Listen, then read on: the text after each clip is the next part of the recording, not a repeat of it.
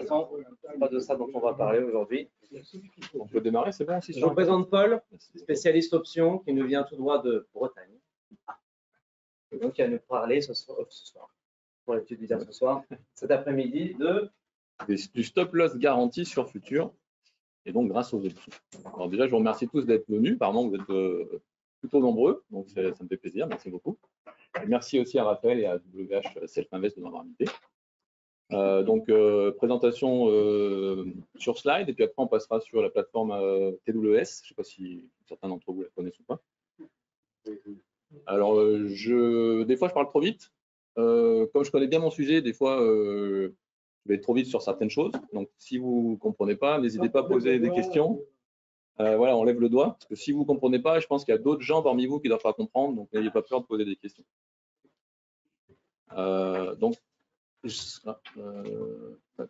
Voilà. Donc, est-ce qu'on pourrait faire vite fait à main levée, qui est-ce qui a déjà acheté une option parmi vous? Il y a longtemps. Ah, ça marche aussi en même temps. Ouais, Baron, c'est un peu pareil. Ok, donc un peu moins de la moitié de la salle. Qui a déjà pris une assurance? Voiture, maison, assurance vie, mutuelle. Ne levez pas la main, je pense que c'est pas la... Voilà. Donc en fait, vous avez déjà tous acheté une option, puisqu'en fait, une option, c'est une assurance, et c'est l'assurance des marchés financiers. Donc, comme vous l'avez déjà tous fait dans la vie de tous les jours, où on a rarement besoin d'une assurance, en fait, on s'assure parce qu'on est un peu obligé de le faire, mais dans le quotidien, on essaie de ne pas en avoir besoin, parce que sinon, c'est qu'on a un souci, malheureusement. Donc, comme on fait dans la vie de tous les jours, pourquoi est-ce qu'on ne fait pas sur les marchés financiers, alors que sur les marchés financiers, on en a quand même besoin beaucoup plus souvent que dans la vie de tous les jours? Donc ça, c'est une question que je vous pose, vous y répondrez à la fin de la séance, si jamais vous trouvez que c'est aussi pertinent de le faire. Alors, stop loss ou achat d'options. Donc ça, c'est aussi pour ça que je suis là, c'est pour essayer de vous présenter les deux. Alors, le stop loss, vous connaissez déjà, je suppose. L'achat d'options, vous connaissez peut-être moins. Mais justement, ça va être pour vous le moment de découvrir qu'on peut avoir un stop loss garanti avec une option. Alors, on va voir les inconvénients, les avantages par rapport aussi au stop loss. Il y a forcément du pour et du contre avec l'option. Alors, j'ai fait un petit tableau, mais je vais vous faire travailler un petit peu. Je sors du champ. Ouais. Des internautes. Non, c'est bon. C'est bon, là, comme ça? Oui, c'est bon. Donc, stop. L'option. Début crédit.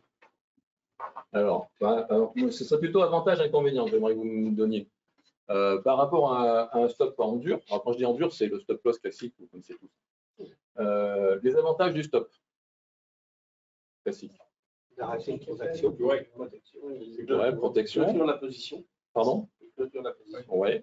Donc, alors l'option, on va avoir aussi le même avantage, qui est une protection aussi du capital, parce qu'en fait, c'est aussi un stop loss. Ce que j'aurais aimé, c'était plus vraiment une différence notable. Mais le stop, il coûte. Ah oui, il ne coûte pas. Oui. Alors, le coût. Là, on va avoir les avantages et les inconvénients. Alors, le coût, je vais le mettre là. Voilà. Parce que du coup, le stop loss, il est gratuit à mettre en place, alors que le stop loss avec une option coûte de l'argent. Le stop loss peut être aussi un coût. Hein. Parce que quand il se passe pas, alors, il éjecte, le stop loss, il éjecte. Voilà, effectivement. Stop loss en dur n'est pas garanti. Il y a Israël qui déclare la guerre au Liban pendant le week-end, le pétrole il chute, ou il explose plutôt. Si vous êtes short pétrole, vous allez prendre un stop loss d'enfer. Sur CFD, c'est différent et il faut voir les conditions. C'est pas gratuit non plus. Non, mais le stop, il éjecte, et puis il sort. C'est marqué. Mais s'il y a un acheteur en face, ça stoppe. Plutôt qu'il y a un acheteur. Oui, alors tu en auras toujours un, mais par contre, tu ne sais pas à quel prix. Voilà. Donc, effectivement, tu peux avoir un gros stop. Il a montré le cas ce matin. Ouais. Raphaël. C'est ça.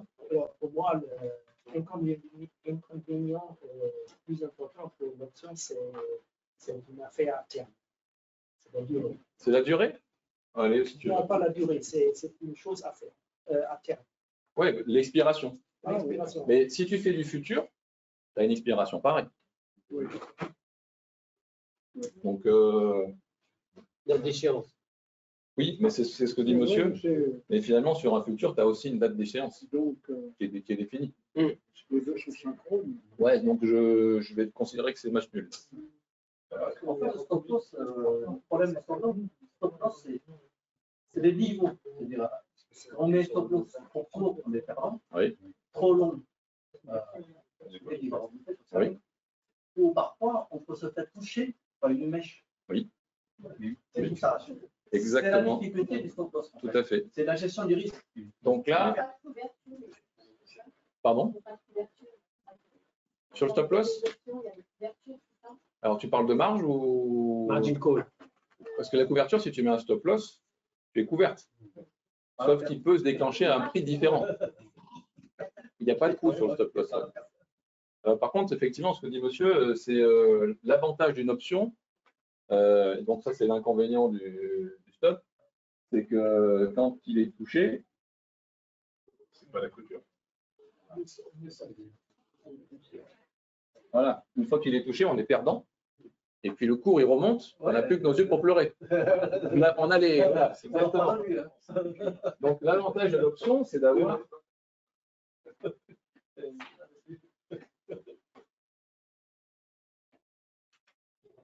C'est d'avoir du temps.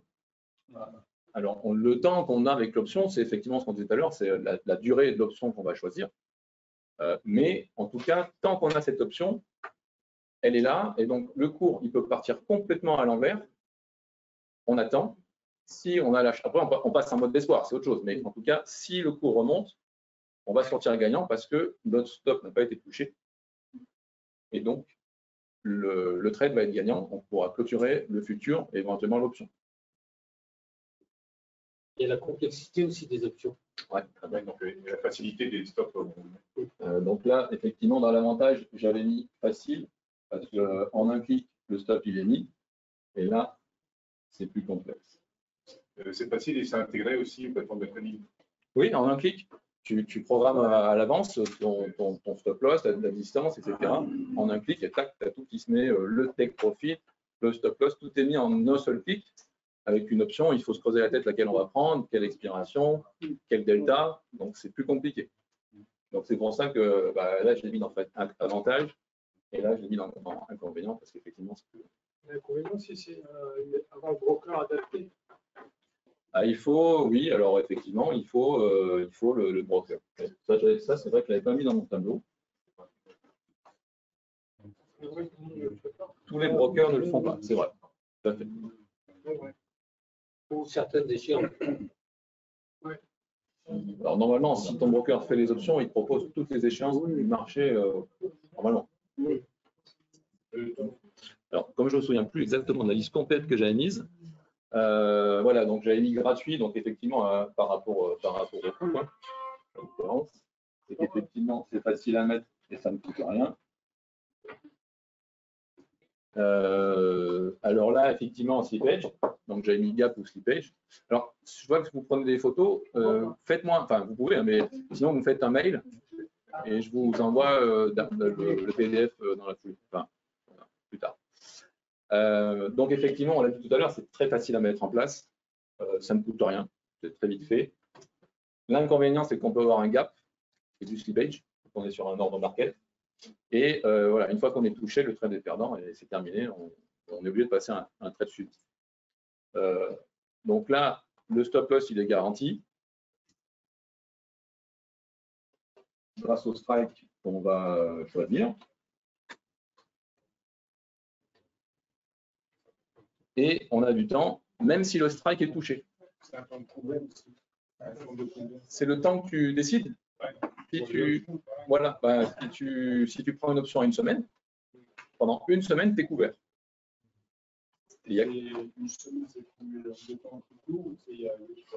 Alors, il y a des options daily. Maintenant, sur le SP500, le Nasdaq, le Russell, elles ne sont peut-être pas daily encore, mais en tout cas, il y a le pétrole, il y a l'or. Donc, il y a plusieurs actifs. Les actifs les plus connus, les plus liquides, ils ont des délits. Donc, tu peux faire du day trading avec des options sans problème. Et le plus long, c'est plusieurs mois. Non, il y a un coût. Jusqu'à 2 ans. Tout à fait. Mais moi, je vois pas vraiment comment ça marche, juste pour essayer de comprendre. Par exemple, sur n'importe quel instrument, 10 $, on achète à 10 $, on pose un stop loss à 10 pips. Là, comment ça se passe? On met une option à 10 pips. Alors, tu n'as pas le choix du le strike, c'est le prix d'exercice, et donc c'est le niveau de prix que tu vas choisir pour ton option et qui va te servir de stop loss. Ça s'appelle le strike. C'est un niveau de prix. Le niveau de prix est défini par les market makers. Tu n'as pas le choix, ils te proposent différents niveaux de prix. Mais plus l'actif est liquide, et plus il y a des niveaux de prix qui sont très proches. Par exemple, sur le SP500, c'est tous les 5 points. Sur le Nasdaq, c'est tous les peut-être 20 points. Par exemple. Sur le pétrole, c'est tous les 0,25 ou tu vois, donc tu as vraiment des niveaux de prix qui sont très gradués. Les graduations sont très proches. Donc là, sur le Nasdaq, par exemple, on a 19 500, on paye beaucoup. On prend 19 500, on achète 19 500, on achète une option. On achète ou on vend une option? Alors, si tu achètes de toute façon, là, on parle d'acheter d'options. La protection, c'est l'achat d'options. Acheter un call ou acheter un put. Là, par exemple, on a 19 500. Si tu achètes le futur, on achète le futur à 19 500. Tu achètes un put. Protéger pour faire quoi? Tu achètes un put. On achète un put. Voilà. Parce que tu te protèges contre une baisse. Et donc, c'est l'achat de put qu'il faut faire quand en face d'un achat de futur, on fait achat de put. Donc, on achète un put à 20. Alors, celui qu'on veut. Tu choisis le strike, tu choisis le niveau de prix que tu veux. Et si tu es rentré à 11 500 points, tu peux très bien décider d'acheter une option à 11 500 points. Ce qui fait que ton stop loss garanti, il est à 11 500 points.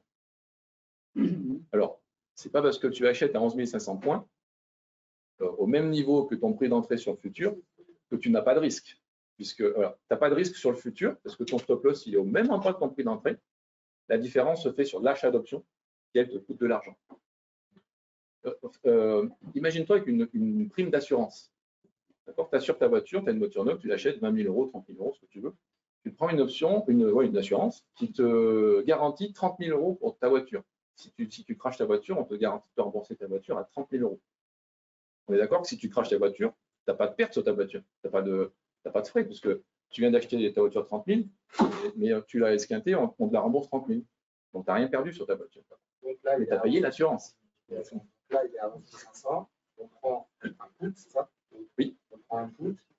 Et si le marché, à la fin de la journée, je ne sais pas si à la fin de la journée, il est à 11 400, moi, je suis exécuté sur 11 500. C'est ça. Zéro. C'est ça. J'ai rien perdu, j'ai rien gagné. Sur le futur. Et tu as dépensé une prime pour acheter l'option, et cette prime, elle est perdue. En fait, il faut Donc, calculer par rapport au gain potentiel le coût d'assurance. C'est ce qu'on verra après, effectivement. C'est important. On verra plus loin, si tu veux, on pourra rentrer dans le détail. Je ne sais pas si ça fait partie de la complexité. On a un sous-jacent, on a un vecteur, contrat, option, mais quand on décide une option, c'est difficile de trouver l'option qui correspond au sous-jacent et au… Alors, c'est ce qu'on verra tout à l'heure, mais il faut choisir l'option au niveau de prix de protection que tu souhaites. Ah oui, c'est comment on peut… On va le tester. En fait, c'est en fonction du niveau de perte que tu vas atteindre. Je vais rentrer dans le détail. Non, mais justement, je voulais savoir si ça faisait partie de la complexité ou pas. Oui. C'est ça. C'est ça. Alors, il y a une chose dont on n'a pas parlé, je vais vous le mentionner, il y a le coût, bien entendu, le coût en termes de frais, le coût de courtage, je vais rajouter. Mais il y a aussi, les assurances sont plus ou moins onéreuses.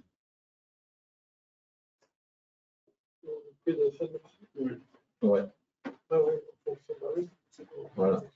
Les options sont plus ou moins chères en fonction de la volatilité implicite. Donc la volatilité implicite, c'est le niveau de risque d'un actif. Par exemple, si on prend le Nasdaq est plus volatile que le SP500. Bon, eh ben, en fait, une option sur le Nasdaq va être plus chère par rapport à une option du SP500.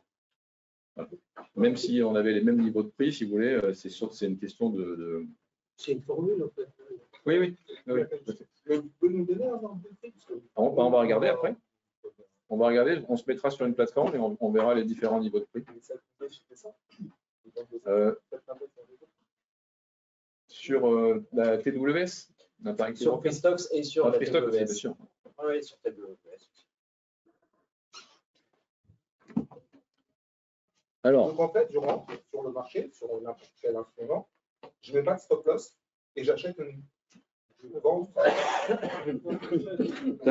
tu achètes forcément quelque chose J'achète, donc je fais un.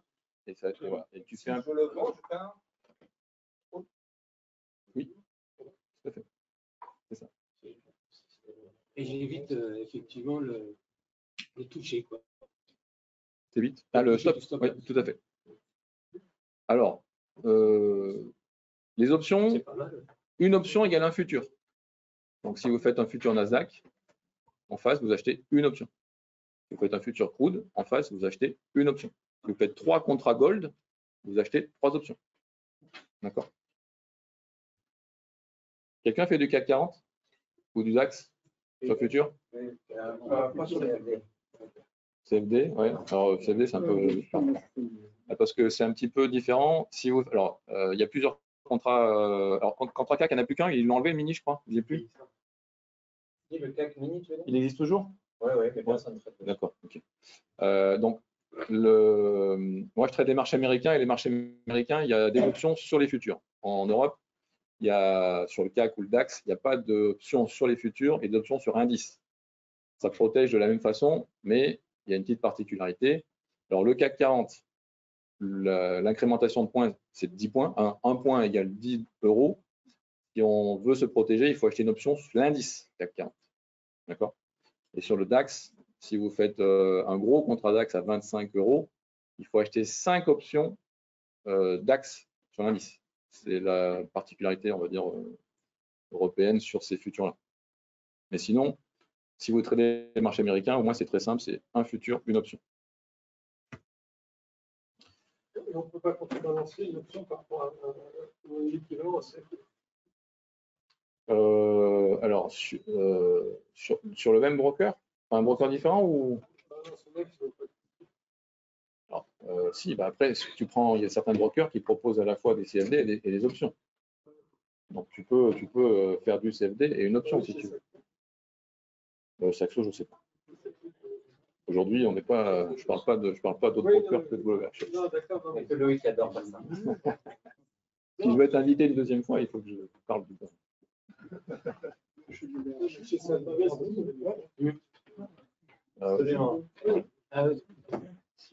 Donc, quelle expiration choisir? Alors, il est évident que vous allez choisir une expiration qui correspond à votre unité de temps de trading. Parmi vous, qui fait du day trading? Alors, je ne parle pas de scalping, hein, plutôt day trading, vous gardez les positions quelques dizaines de minutes ou heures. Voilà. Donc, un peu presque la moitié. Avec d'autres font du swing avec les futurs du swing plutôt. Ouais. C'est pas sur les futurs, au comptant. Au comptant. Donc, pour ceux qui font du day trading, il est évident que votre horizon de temps, il est à la fin de la journée. À la fin de la journée, vous êtes sorti. Il n'y a plus de risque. Donc, acheter une option à 1 mois ou 3 mois, ça n'a strictement aucun intérêt. Donc, vous allez prendre une option qui est la plus courte possible. Et maintenant, comme je vous disais, il y a beaucoup d'actifs qui ont des options daily. Donc, vous allez prendre une option daily. Ça n'a aucun intérêt. Alors, moi, je commence à mondial. Il ça n'a aucun intérêt, mais si je prends une option sur un mois et je fais toujours le même actif, elle va me couvrir tout le monde, non? Alors, oui, mais le problème, c'est que le cours, il bouge. Ça réduirait les coûts. Ah oui, donc le strike, il est plus long. Voilà. Donc, si tu veux, en ce moment, par exemple, il y a, enfin, pas forcément qu'en ce moment, mais il y a beaucoup d'actifs qui bougent beaucoup. Et donc, le lundi, tu rentres à un niveau de prix, tu te protèges avec l'option à un niveau de prix, mais comme tu arrêtes de trader le lundi soir et que tu reprends le mardi et le mercredi, le problème, c'est que le mercredi, le niveau de prix auquel tu vas de nouveau entrer, il sera plus tout le même que le lundi. Voilà. Et donc, ton option, elle te couvrira toujours, c'est vrai, mais par contre, tu as un niveau de prix qui va être complètement différent. Donc, ton risque va augmenter, il ne sera plus le même. Donc, pareil pour les gens qui font du swing. Si vous faites du swing sur 3 semaines, vous n'allez pas prendre une option qui arrive à échéance tous les jours. Vous allez prendre une option qui couvre votre risque sur 3 ou 4 semaines. Parce que sinon, tous les jours, vous allez devoir acheter une option. Et plus il est loin, plus il est cher. Vous n'avez pas compris? Non, c'est comme je n'ai pas compris. Non. C'est comme si tout le monde. Il y a les frais. Je ne sais pas de quoi on parle. Ah, tu fais du futur déjà? Bon, en futur, il y a une expiration. Voilà. Une option, il y a une expiration, pareil. Donc, quand tu rentres sur un futur, je ne sais pas si tu fais du swing ou du scalping. On va essayer du day trading. Day trading. Bon, day trading. Dans la position 5. Bon, alors c'est presque un peu court pour une option, mais si tu veux, comme tu sors le soir, tu n'as pas intérêt à acheter une option qui dure une semaine. Parce qu'en fait, tu vas la garder pour rien, ou tu vas la payer plus cher, alors que toi, tu as besoin d'une couverture tout de suite, là, maintenant. Donc, tu vas prendre une option qui finit ce soir. Oui. Oui. Bah, oui, ils peuvent bouger si tu veux. Oui, mais... Ça serait bien. Oui. Moi, je fais que des indices. Je fais que de la finance. Imaginons que on peut acheter des options pour faire ce qu'on veut. Oui. Oui, c'est ça. Non, tu l'as pas. Ah, tu n'as pas ça. Attends, j'ai pas compris. Tu veux acheter une option pour couvrir ton futur? Oui. Je veux dire, moi, je joue que sur des indices. S'il vous plaît, ce que j'entends pas. Ouais. Je joue que sur les indices. Oui.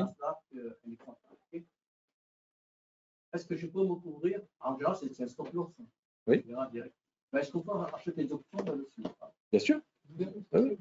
Imaginons maintenant que j'achète l'option.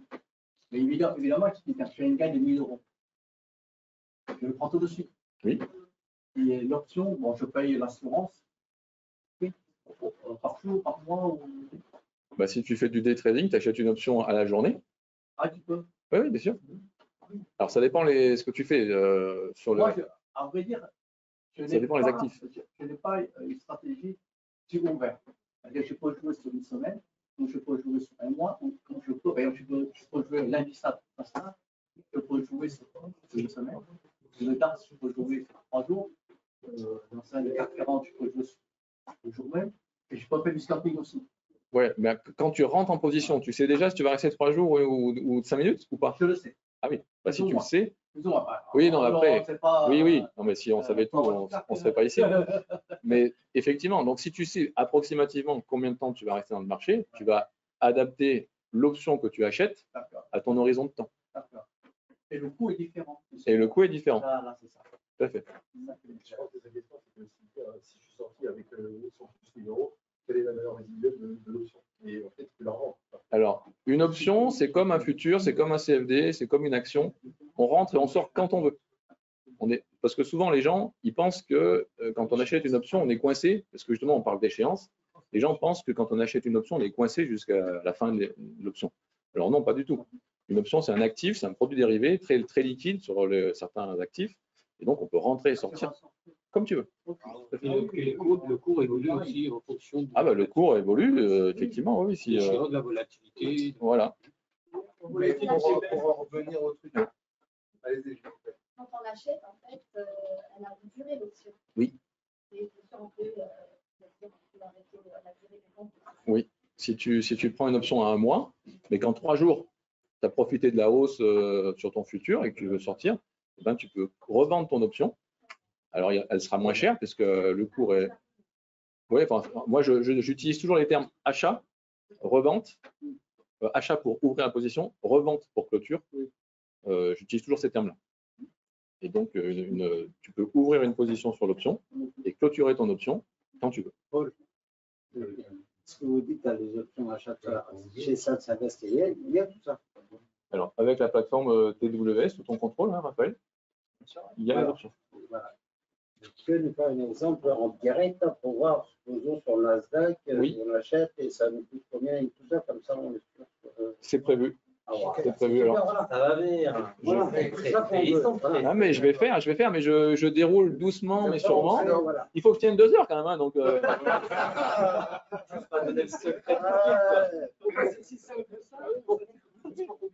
là, on achète un instrument à 10 euros. Il ne va pas dans notre sens. Donc, on a pris une option. Je ne sais pas comment ça marche, mais on a pris une option, un put. Donc, on a pris un put pour qu'il se déclenche à 10 points, je sais pas, c'est ça, des points, à 8 points, ou je sais pas combien de points. Et on a pris, voilà, pour qu'il se déclenche à 20 points. Si le soir, à la fermeture des marchés, on a acheté un truc à 10, il est à 5, nous, on ne perd pas ces 5 points. On perd juste le stop. Le coût de l'option. On est rentré à 10, on sort à 10.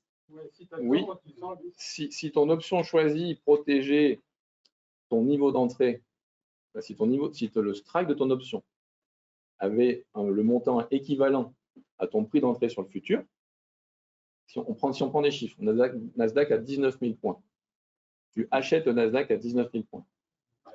Si tu achètes un strike, un put de strike 19 000, ok, on est bien d'accord que le strike que je viens de choisir est identique à mon prix d'entrée.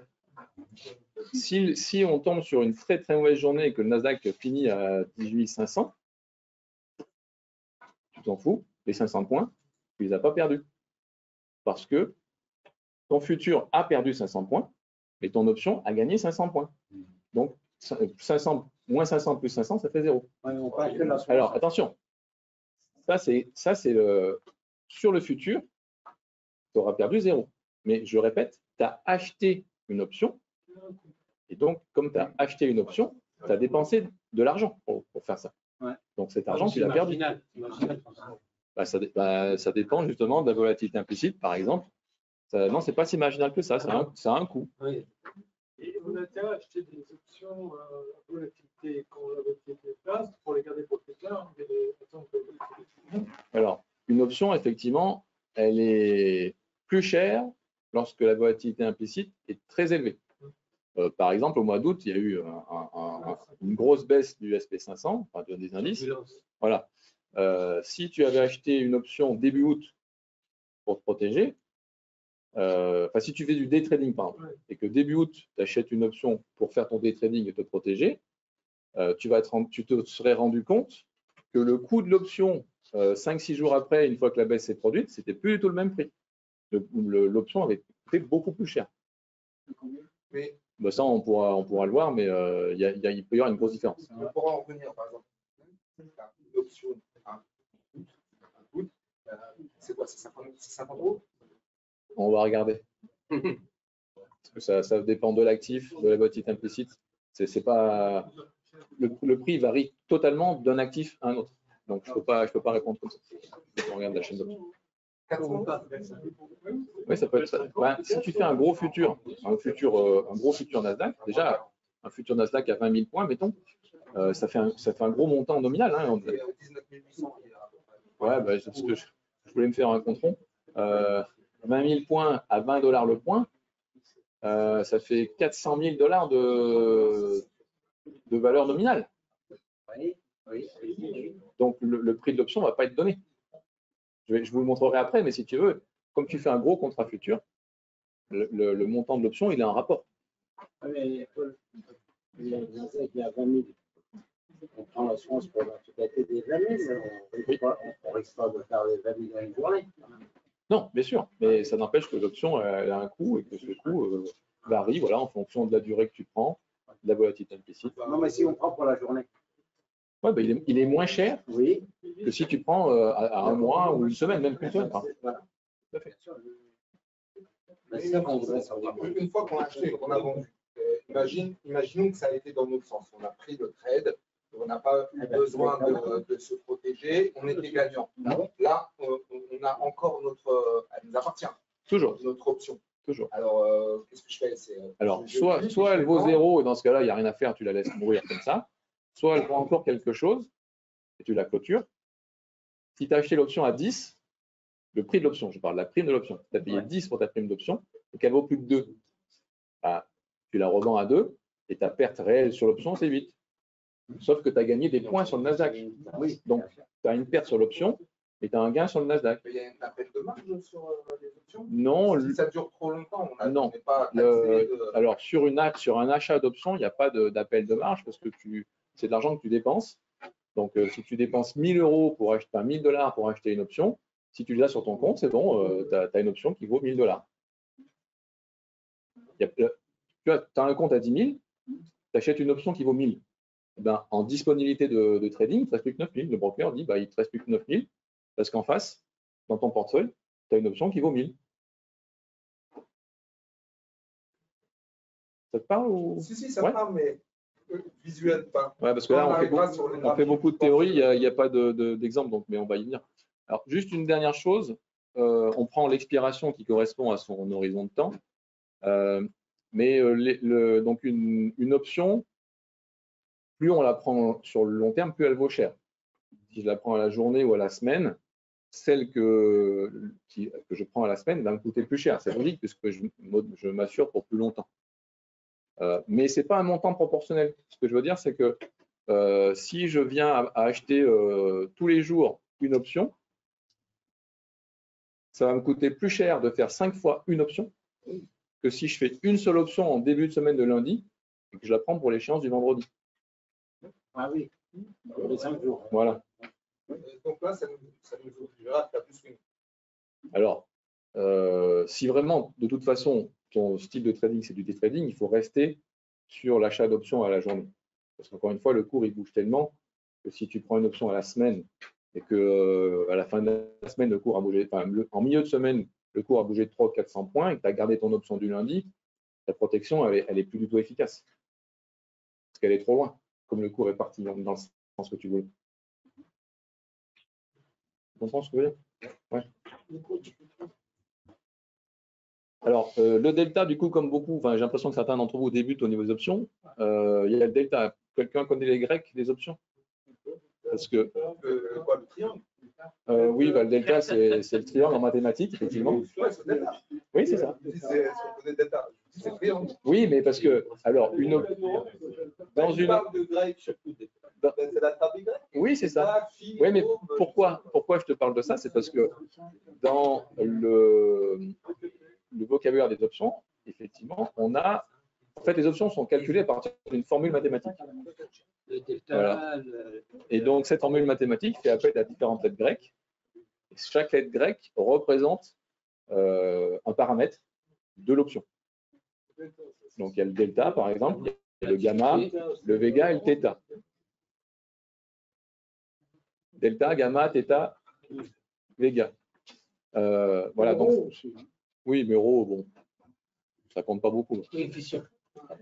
Donc, ça, c'est, si vous voulez, alors, c'est pas la peine de connaître vraiment à quoi ça sert au niveau du calcul de la prime d'option. De toute façon, vous n'allez pas faire ça. Mais le delta, c'est quand même important de comprendre à quoi ça sert. Parce que ça te permet d'avoir un niveau de protection. Un delta de 0,50, par exemple, sur les plateformes, on voit souvent affiché alors, je ne vous montre rien. Sur une plateforme, on voit souvent affiché de la façon suivante, le delta, c'est 0, quelque chose. Quand on est à 0,50, c'est une option à la monnaie.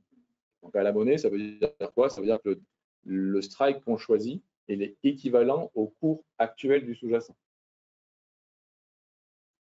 Et si on prend un plus petit delta, on est moins bien protégé parce que le cours est plus éloigné. Donc 0,50, ça veut dire qu'on achète à 10 et on est exécuté à 10. 0,50. On est protégé à 10. Oui. Mais il est toujours vaut mieux acheter un delta 30 pour le vendre un delta 70. Alors, en fait, si tu achètes une option dans le but de te protéger, en réalité, tu n'achètes pas l'option dans le but de la revendre, parce que, avec un gain, sinon, ce n'est pas bon signe.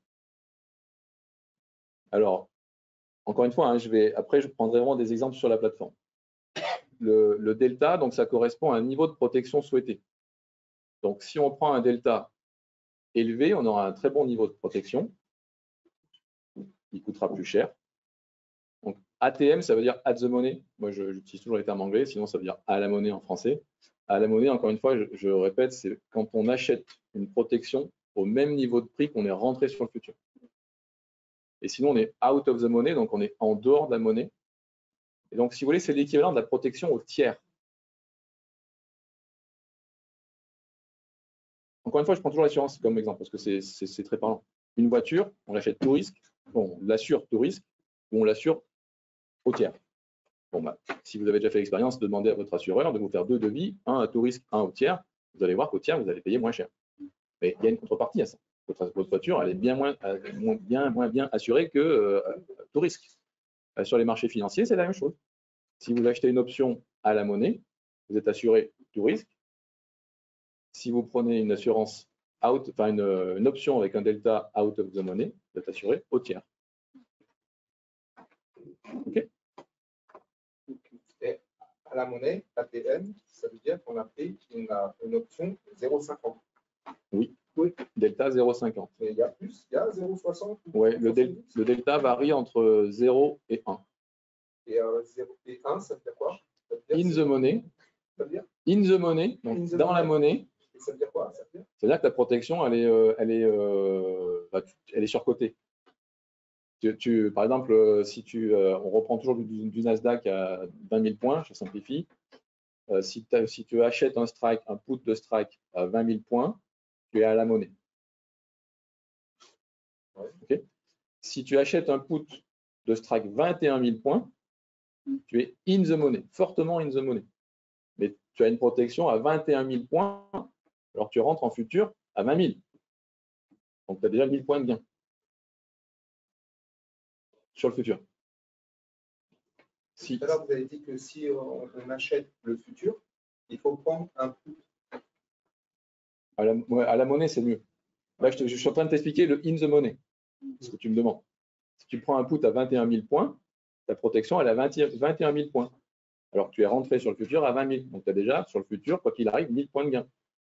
Mais là, entre ce que je vous ai dit tout à l'heure, un put et une the money, c'est deux choses différentes. Oui, un put, c'est pour se protéger contre une baisse. C'est d'accord. C'est deux choses différentes. Non, un put, ça reste un put. Un put à la monnaie. Oui, à la monnaie, ça veut simplement dire le niveau de protection que tu désires. D'accord? Si tu veux être protégé complètement, tu peux la monnaie, tu peux être protégé de 6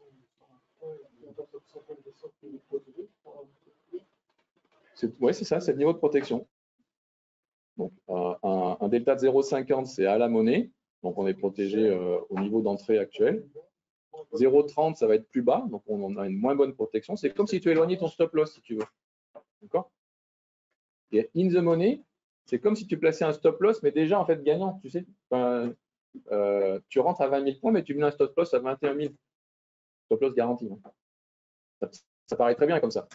Mais il y a forcément quelque chose qui coince dans l'histoire. C'est que la prime de l'option est tellement chère que ça ne te couvre pas vraiment. Moi, si j'achète quelque chose, je mets mon stop loss en bas. Si j'achète. Oui, mais je suis entièrement d'accord avec toi. Vous dites, on achète quelque chose et on met une option à 21. Alors non, je ne le dis pas, j'essaie de répondre à ta question parce que tu vois sur mon slide. Je ne même pas ma question. Non, parce que sur mon slide, il y a marqué ATM et OTM. At the money ou OTM. Il y a marqué tout risque ou au tiers. Il n'y a pas marqué ITM. Et comme tu m'as posé la question tout à l'heure, j'essaie d'y répondre. Ça t'embrouille peut-être plus, mais. Finalement, je ne sais pas de quoi je parle. La question, c'est quel est l'avantage d'acheter out of the money? Parce que tu payes moins cher au tiers, l'assurance, mais tu es moins bien protégé. Oui, mais que le out of the money, ça peut revenir à the money. Oui, une option out of the money, si le cours baisse, va finir par arriver à the money. Mais encore une fois, ce n'est pas bon signe. Ça veut dire que le trade que tu es en train de est parti dans le mauvais sens. On peut raisonner avec le point mort. C'est ce qu'on va faire après, effectivement. Excusez-moi. Quand on dit at the money, donc ça veut dire que le strike est égal au prix du sous-jacent. Alors, ça veut dire que le strike est égal au prix du sous-jacent au moment où tu prends position. Au moment où on fait ça. Et en ce moment, quand le strike est égal au prix du sous-jacent, le delta est à 0,50.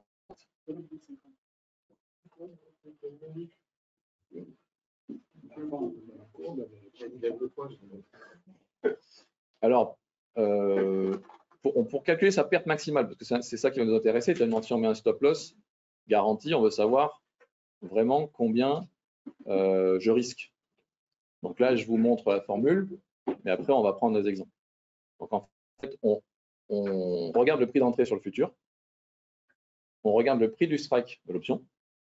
Donc, si je reprends toujours l'exemple du Nasdaq à 20 000, si j'achète le Nasdaq à 20 000 et que j'achète une option à la monnaie, le strike choisi va être 20 000. Donc, si là, dans mon exemple, si je fais prix d'entrée moins prix du strike, 20 000 moins 20 000, pour l'instant, je suis à 0. Mais il reste encore une opération, il faut que j'ajoute la prime de l'option. Si j'achète une option qui vaut, mettons, 50 $, non, en protection, on achète une option, toujours. J'achète le Nasdaq, j'achète une option, je ne vends pas une option. En protection, tu ne vends jamais d'option. Vendre, c'est la clôture. Mais en ouverture, tu vas acheter. J'achète et j'achète une deuxième. J'achète le Nasdaq et j'achète une option. Oui, tu as deux options. Vous m'avez dit que quand on achète, pour se couvrir, pour prendre un coup. Ah bah, tu achètes le put. Ah, on l'achète. Oui, tu achètes l'option put. On ne vend pas le coup. Non, tu achètes l'option put. Tu achètes l'assurance. Oui. De toute façon, l'assurance, ça va être une option. Mais en fonction du sens que tu choisis pour trader, tu vas soit acheter un call, soit acheter un put. La protection, je répète, c'est l'option. Et donc, c'est ou une option call ou une option put. Donc, si j'étais dans l'autre sens, si par exemple j'avais vendu le Nasdaq à 20 000, j'aurais acheté un call. On achète tout le temps en fait. Tu achètes tout le temps une option. Ça ne peut pas vendre un peu. Oui, mais ça, pas aujourd'hui. Alors, pour t'assurer, il faut toujours acheter. Parce que nous, on est dans le week-end de short et de long. Oui, alors. Comme nous, dans notre tête, un stop loss, c'est juste en dessous de la position où tu as acheté. Moi, je vais rester là-dessus. En fait, pour long, c'est. Alors, si tu achètes un futur, tu achètes un put. Un put, ok. On se couvre d'une baisse. Et si tu shortes le futur, tu achètes un call. Voilà.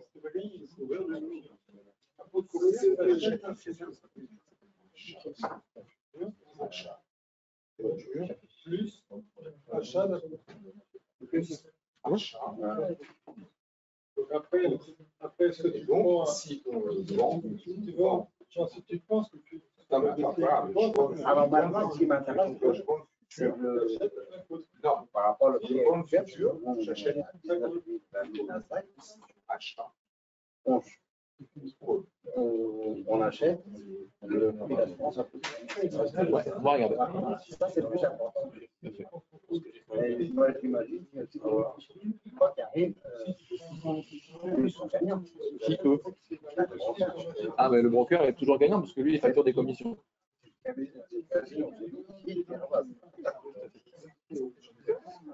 Donc, je finis mon exemple, s'il vous plaît, avec pour le prix, le calcul de la perte maximale. Donc, si le Nasdaq, je l'achète à 20 000 et que j'achète un strike à 20 000, sur le futur, je n'aurai pas de perte. Par contre, j'ai acheté l'option. Cette prime, je l'ai dépensée. Et donc, ma perte maximale, en fait, ça va être la prime de l'option. D'accord? Maintenant, si je fais différemment, c'est-à-dire que je rentre à 20 000, mais que je décide d'acheter un strike plus bas, à mettons 19 500. Ben, je fais 20 000 qui est mon prix d'entrée, 19 500 qui est mon strike que j'ai acheté. Donc là, déjà, je fais 20 000 moins 19 500, j'ai déjà 500 de perte. Et j'ajoute toujours la prime de l'option. Ça ne change pas. Mais elle sera moins chère. Qu'est-ce que c'est que la prime de l'option? Alors, c'est calculé par les market makers et c'est fonction du prix du sous-jacent, c'est fonction du strike choisi, c'est fonction de la volatilité implicite de l'actif et c'est fonction du temps qui reste et des taux d'intérêt. Alors ça, rassurez-vous, hein, on n'a pas besoin de le savoir, comment on calcule, etc. Ça, c'est pas notre boulot à nous. En tant que trader, on va choisir l'option qui nous intéresse, mais après, le prix, on s'en occupe pas. Pour commencer. Et si j'achète un futur, donc ça veut dire que dans le futur, je vais acheter le sous-jacent. Donc, c'est une promesse, je promets, je prends l'engagement d'acheter le sous-jacent à une période de fixée. C'est ça? Alors, un futur, de toute façon, c'est un produit dérivé, c'est un actif spéculatif.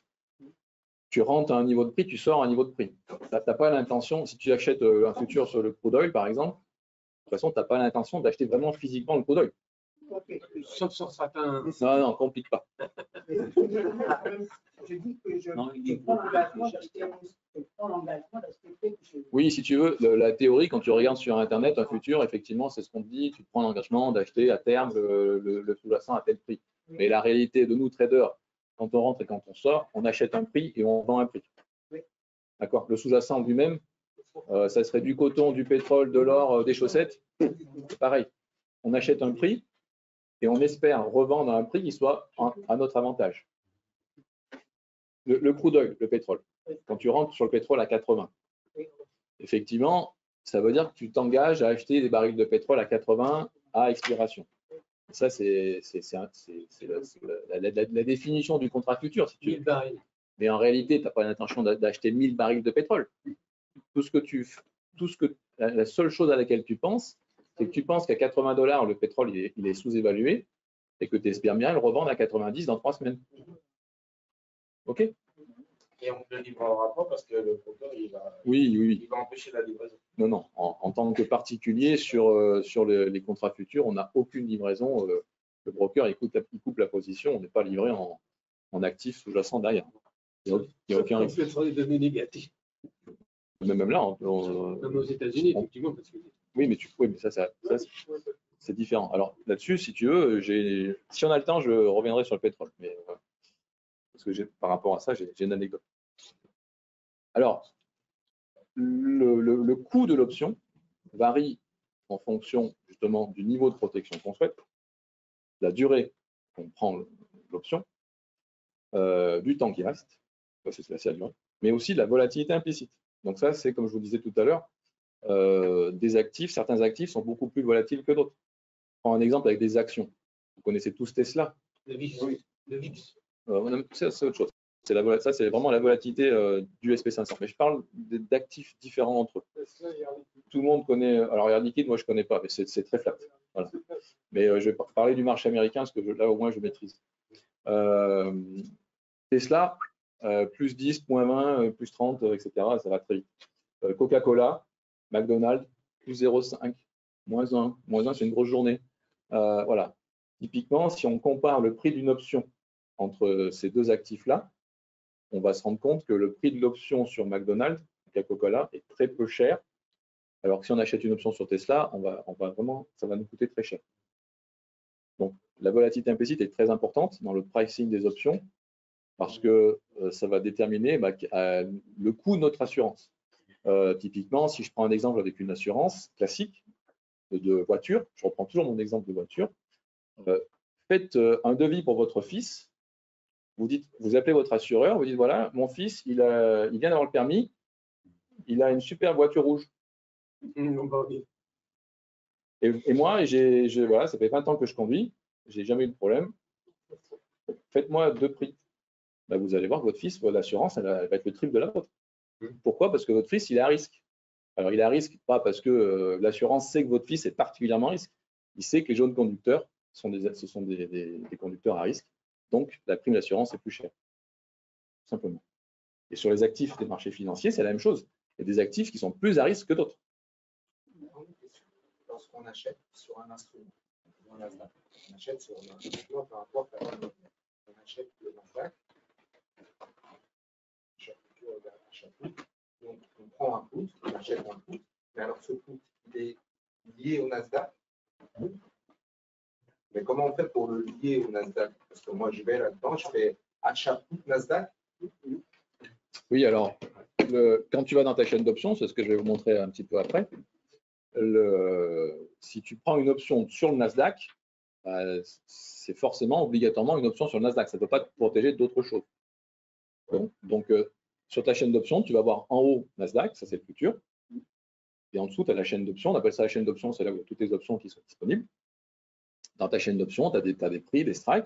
Et l'option sur laquelle tu cliques comme en haut c'est marqué Nasdaq Futur, forcément elle est rattachée à ton Nasdaq. Et après, le broker, effectivement, il sait, quand tu as acheté ton option, le broker, il sait que cette option, elle est rattachée au Nasdaq, et donc il fait la relation lui-même. Voilà, alors on arrive au moment où vous attendez tous. On a des exemples concrets sur la plateforme de TWS. Et juste une dernière chose, en français, qu'est-ce que ça pourrait dire strat? Prix d'exercice. Barrière. Ou barrière, oui. Ils peuvent s'abonner à la plateforme Strike, c'est des cotations, des varants et des machins. Ça, c'est la générale. Je parle pas de varan, moi, je parle bien d'options. Parce qu'un varan, c'est encore un actif particulier.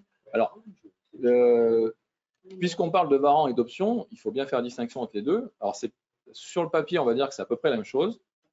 Mais par contre, quand vous faites des options sur un marché régulé, donc là, on est sur le crude oil, sur le Nasdaq ou sur ce que vous voulez, et si vous êtes un courtier qui vous propose des actifs régulés et centralisés, il faut faire la distinction entre IG Market, par exemple, pour ne pas le nommer, et Interactive Broker. IG Market, quand vous tradez des options chez IG Market, vous tradez contre IG Market. Et que contre IG Market. Et à aucun moment, vous êtes mis en relation avec un autre client d'IG Market. D'accord? Quand vous faites des options sur le crude oil, les options sont centralisées au CME, donc Chicago Mercantile Exchange. Le prix qui est affiché là, ce qu'on voit à l'écran, toute la planète le voit. On l'appelle des options listées. Options listées sur un marché centralisé. Là, par exemple, le prix est à 38. 0,38. Alors là, je suis sur un compte démo, donc je vais. Ça veut dire que tout le monde a la même volatilité. Toute la planète est sur un pied d'égalité. On voit tous la même chose au même moment, les mêmes prix, les mêmes quantités, tout. Ok, donc 0,38, c'est. Là, il y a. Alors non, regarde le delta. 0,53. Alors là, ici, alors moi je m'excuse, ma plateforme est en anglais parce que j'aime pas les traductions françaises. Donc moi, vous allez tout voir en anglais. Ask, c'est l'offre et bid, c'est la demande. Bid et l'inverse. Ask, c'est l'achat. Bid, c'est l'achat. Voilà, merci. Donc demande, offre. Donc voilà, là c'est à 0,40. Si je veux acheter et que je veux l'acheter tout de suite, si je veux l'acheter donc au market, au ask, si je paye 0,40, ben, tout de suite je vais être exécuté. Le market maker va m'exécuter. Donc là je suis en compte démo, donc ça ne marche pas toujours parce que, enfin, je vais me mettre en market. Voilà, j'ai été exécuté à 0,40. D'accord. Si par contre je veux acheter, mais pas à ce prix-là, parce que je trouve que c'est trop cher, je veux acheter à 0,38. Et bien là, je mets 0,38, je mets un prix limite, je mets transmit. Alors là, vous n'allez pas le voir, parce qu'encore une fois, je suis en démo. Mais si j'étais en réel, mon 0,38 à moi tout seul, il va venir remplacer le 0,39. Je vais passer devant tous les market makers, parce que mon prix est plus intéressant que le leur. Donc mon prix va être là à 0,38, et si quelqu'un veut le taper, eh ben, je serai exécuté, je passerai devant tous les market makers, parce que mon prix est plus intéressant. Donc on est vraiment en face de toute la planète. Et donc, c'est le jeu de l'offre et la demande. Si moi, le prix que je propose est plus intéressant que celui de tous les autres, eh ben, je vais me mettre là, devant, et je vais attendre qu'on m'exécute. Alors, là, sur les futurs, c'est un... Tiens, j'ai été exécuté à 0,38. Sur les futurs, chaque contrat futur est différent. Ça, j'y suis pour rien. C'est le CME qui a mis les contrats futurs comme ça. Chaque contrat futur est différent et donc il y a une valeur du point qui est différente. Le Nasdaq, c'est combien? Ça, c'est le tick. Ouais, c'est 2 € le point sur un micro. Donc sur un gros contrat, c'est 20 $ du point. 20 $. Le gold, c'est combien la valeur du point?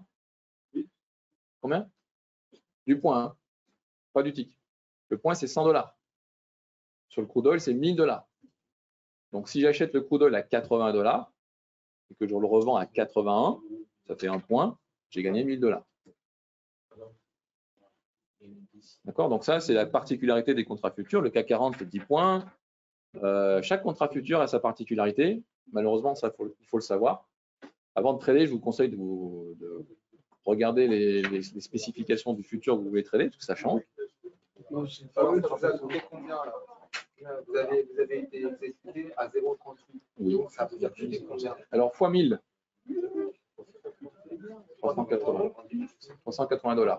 380 $. Oui. Donc là, vous avez payé 380 $ pour être couvert une journée. Oui. Mais sur quoi? Sur le crude oil. Attention, hein, c'est. Là, un contrat, c'est 80 000. Hein. J'ai vendu juste le rond du sommeil. Alors, j'ai pris le gros contrat futur. Hein. J'ai pris le million.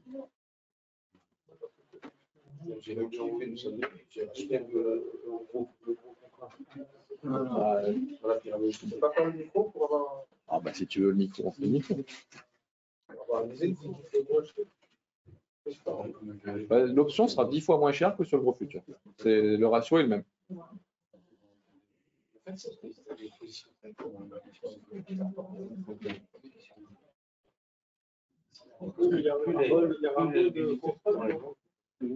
y a moins de volume. Vous en savez ce que vous venez de nous dire là, Ah bah moi je fais que ça toute la journée. Vous en savez? Oui, bien sûr. Ah bah, sinon je n'en ai pas en parler. Il faut parler de ce qu'on sait faire quand même. Sinon. Moi je croyais que c'était des mauvais traders comme nous qui pouvaient acheter ça pour ça.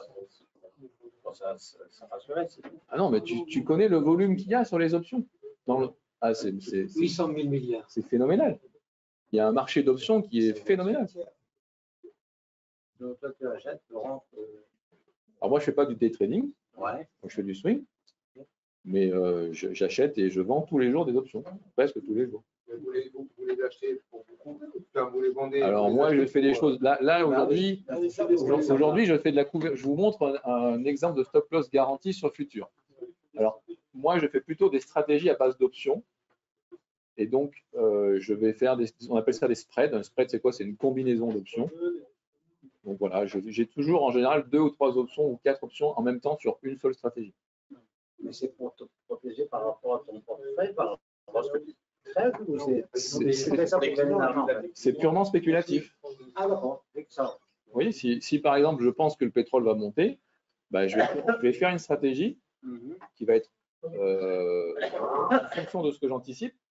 Donc si j'anticipe une hausse très très forte, je vais faire une stratégie qui va être adaptée, c'est-à-dire plutôt un spread haussier qui me permettra de faire par exemple 2-3 fois ma mise. Par contre, si je pense que ça va monter, mais je ne sais pas trop quand, et puis bon, ça peut peut-être baisser, etc., je préfère jouer la sécurité entre guillemets. Je vais faire ce qu'on appelle un credit spread. Et un credit spread, ça me laisse une marge d'erreur. Par exemple, là, le crude oil, on est sur le Nasdaq. Là, vous n'avez pas dit combien ça coûtait. Ah bah oui, parce que vous me posez plein de questions, j'essaie de répondre au fur et à mesure. Attends, je finis juste avec mon exemple. Le Nasdaq, il est à 20 000 points. 20 000, ok. Eh ben, même si je suis haussier, je peux faire une stratégie neutre à haussière. Je peux faire un spread, mettons, 19 500, 19 000. Donc, si je fais ça, je vais toucher un crédit. Et en fait, je suis haussier. Par contre, même si le Nasdaq tombe à 19 800, je vais quand même gagner de l'argent. Je vous montrerai après. Parce que là, sinon, on aurait gagné de l'argent ce matin. Oui, je vais faire. Mais oui, on peut faire toutes sortes de stratégies avec les options. On n'est pas obligé de faire du directionnel.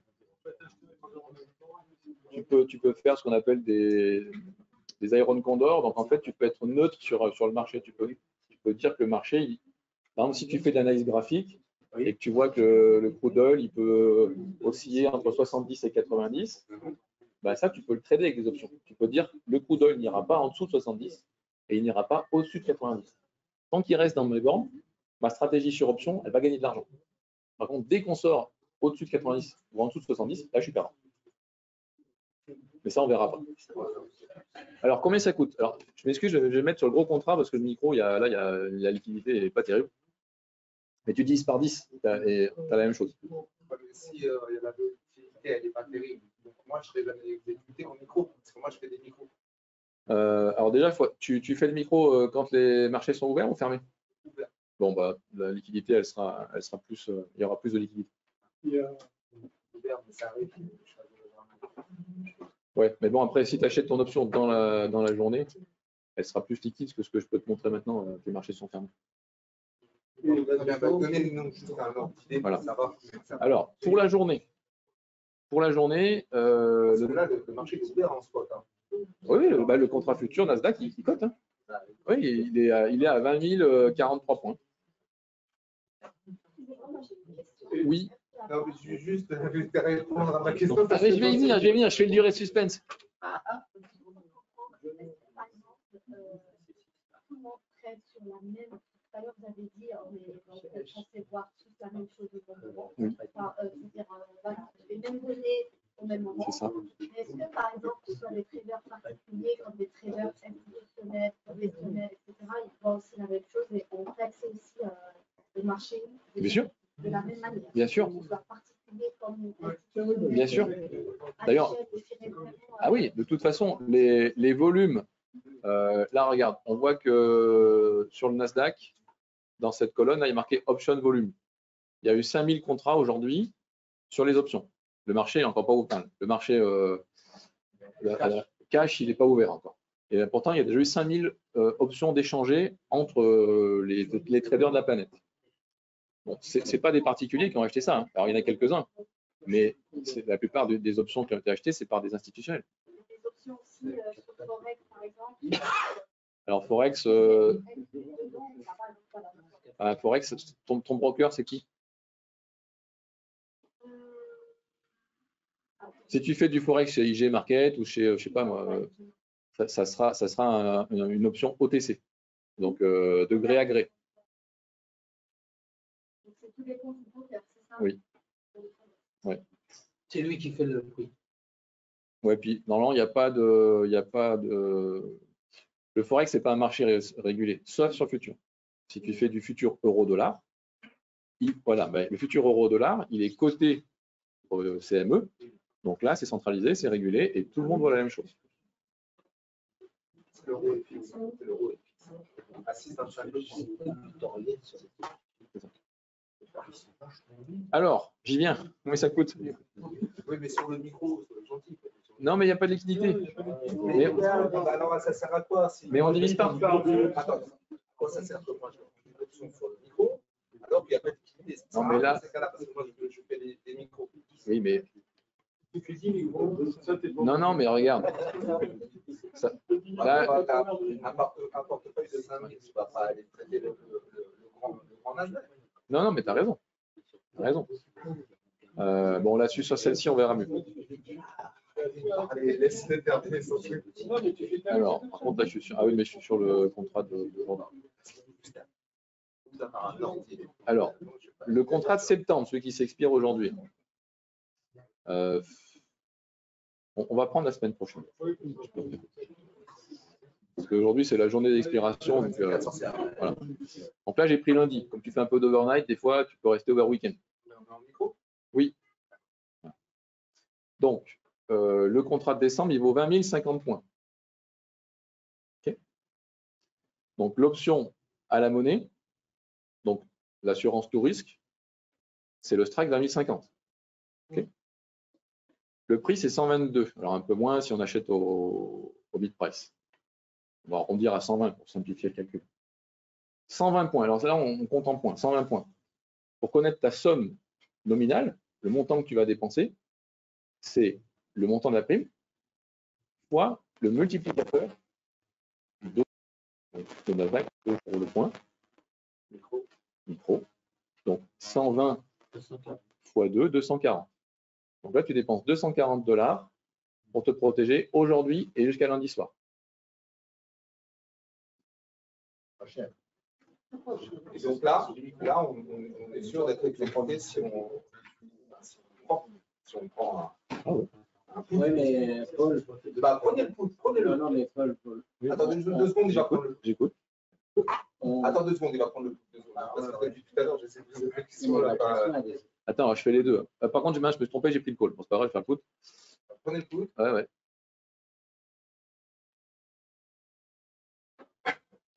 Et je vais acheter le futur.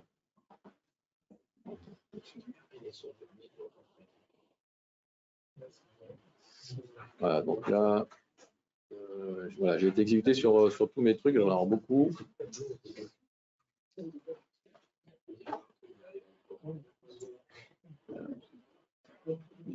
Ça m'embête. Ah. Alors, j'ai acheté un futur. Ok. Je suis rentré à average price ici à 2038. J'ai acheté, alors attention, je vais le virer si tu veux. J'ai acheté un put. Je vais l'enlever, comme ça il disparaîtra. Voilà. J'ai acheté un put à 20 050 points. J'ai acheté average price 130. Donc, il vous a coûté 130 $. Alors 130, c'est la prime de mon option. Mais ce n'est pas l'argent que j'ai dépensé. 130, c'est 130. 130, c'est la prime, c'est le montant de la prime. C'est 130 quoi?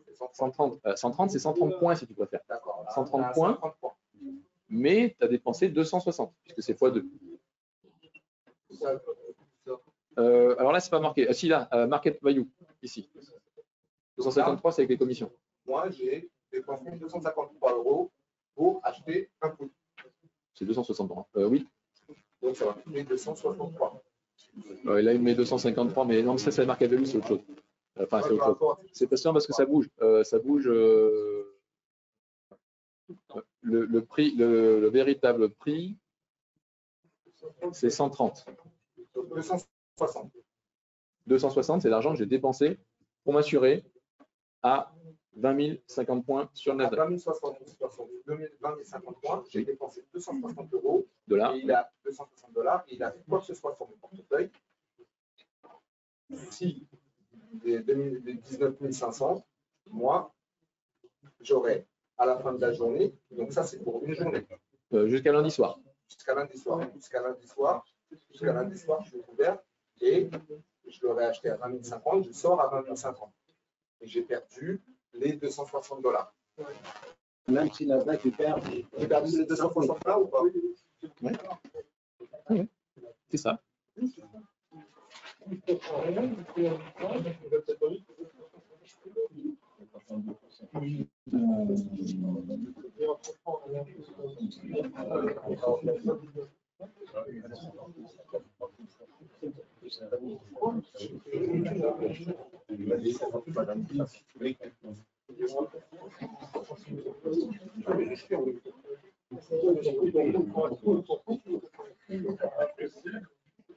Je suis rentré à 20 000.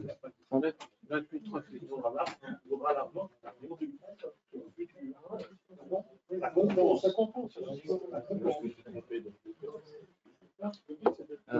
a dit combien, Maïs?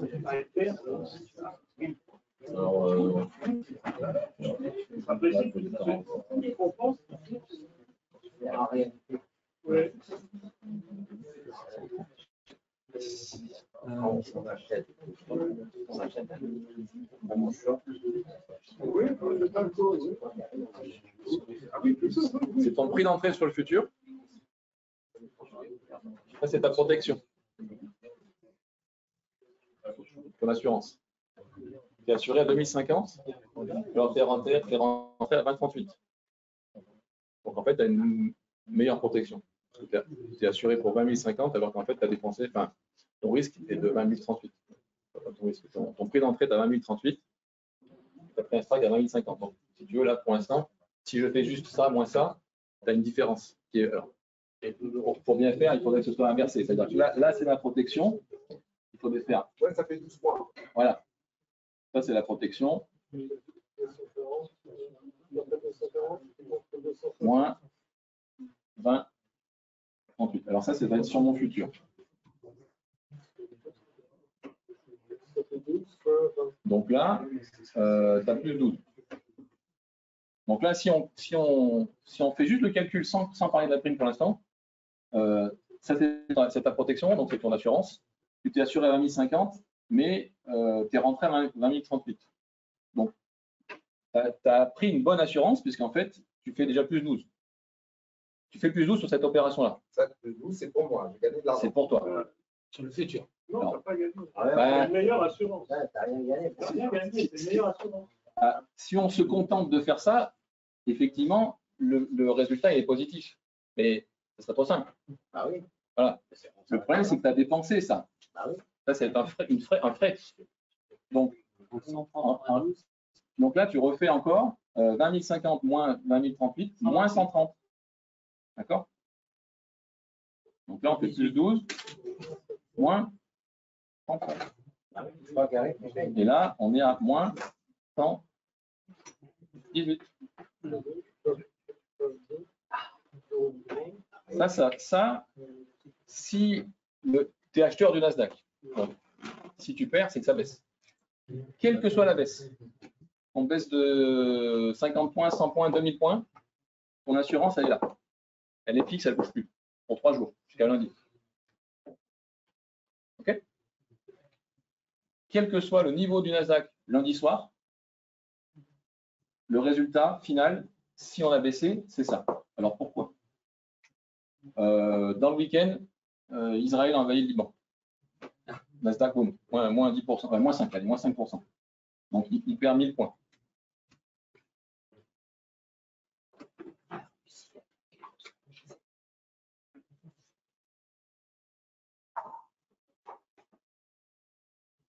Voilà, ça lundi soir, on a 19 000 points sur le Nasdaq.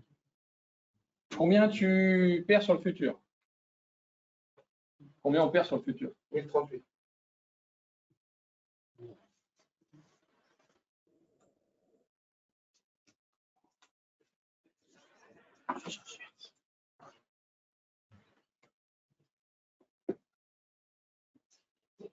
Tu fais ça? Il va te chercher le plastique. Il va te chercher le plastique. Alors.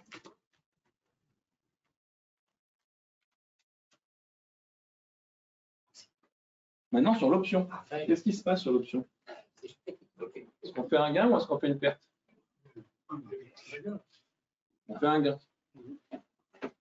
Et on gagne combien? Comment on fait le calcul? J'ai entendu 1050, oui, effectivement, parce qu'on fait ce prix-là qui est notre niveau d'assurance.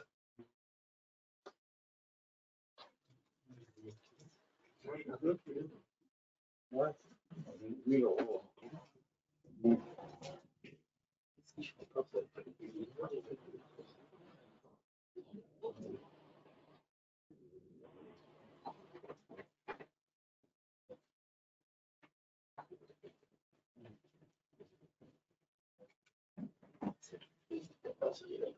Donc là, on est à moins 1038, là, on est à plus 1050.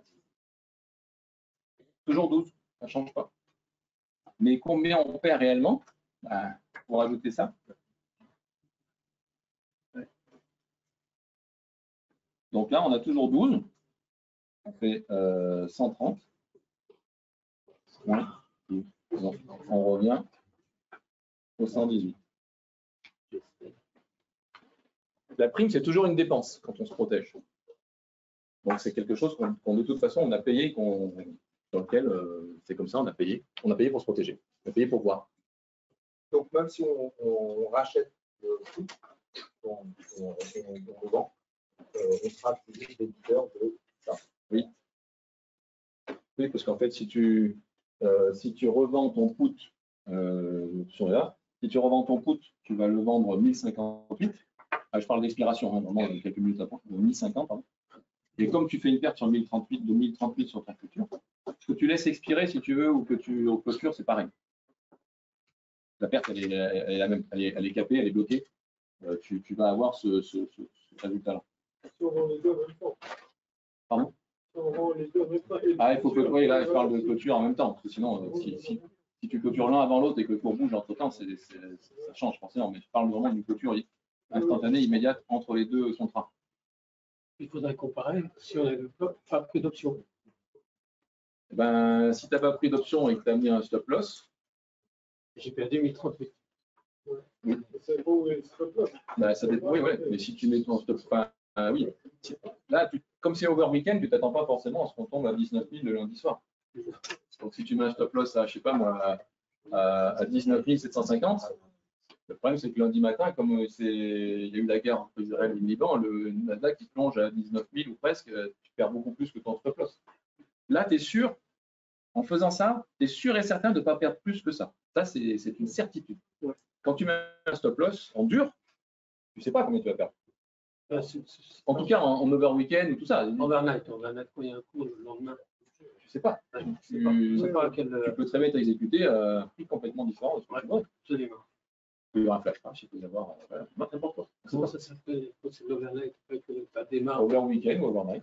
Non, mais le cours, je sais que c'est un nom. Ouais, c'est un gap. Un gap, voilà. Ah oui, le gap, d'accord. Donc là, on dépense 118 x 2 parce que ça fait 2 € le point. Donc on est à $240. Ça, c'est ta perte maximale. $240. 236 $, c'est ta perte maximale. Quoi que fasse le Nasdaq. Ouais, s'il y a un c'est vraiment intéressant, là, c'est cher. C'est une protection différente du stop loss. Il faut avoir conscience que c'est pas forcément. C'est mieux ou moins bien. C'est mieux parce qu'on est sûr du prix. C'est moins bien parce qu'on a dépensé 118 quoi qu'il arrive. Si on mettait un stop loss en dur et que le cours monte, on n'a pas dépensé d'argent pour acheter l'option. Donc tout le gain qu'on fait, il est pour nous. Ça coûte très moins cher d'acheter un call. Mais si tu achètes un futur, tu es obligé d'acheter des protections. D'acheter un call et d'acheter un put en même temps. Ouais, ça, c'est autre chose. C'est un autre jour. Paul, tu peux faire aussi l'inverse, c'est-à-dire que là, il est effectivement descendu à 19 000. Supposons qu'il soit monté en fait à 21 000. Et on a toujours acheté cette option.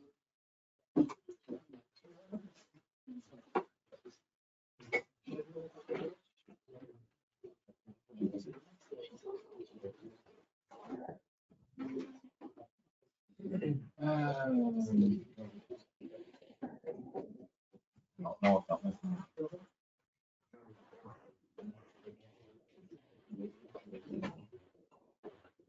Donc là, on est à 1000 moins 38. Merci.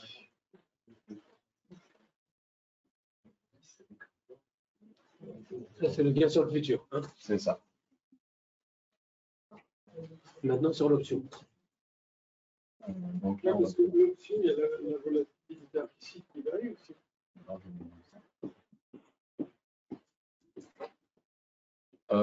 Non, alors l'option, là, c'est simplement une dépense. Rien d'autre. 130. Voilà, ça bouge pas. Ouais. Alors pourquoi ça bouge pas? Parce que, encore une fois, on achète un put. Donc, de toute façon, comme on achète un put et que le cours monte, l'option, elle va valoir 0. Mais on ne fait pas de perte dessus. C'est juste une assurance. On a acheté une assurance, mais comme une voiture, si on n'a pas d'accident, chaque année, il faut repayer une assurance pour assurer sa voiture une nouvelle fois. Ça a un petit peu moins bien sur le futur. Voilà, l'inconvénient, c'est qu'effectivement, au lieu de faire 962 points sur mon futur, je ne fais plus que 962 moins 130.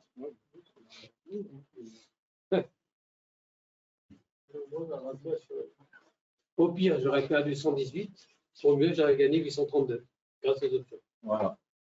Le problème, c'est que 1000 sur 20, ça fait 5% et on n'arrive pas tous les jours.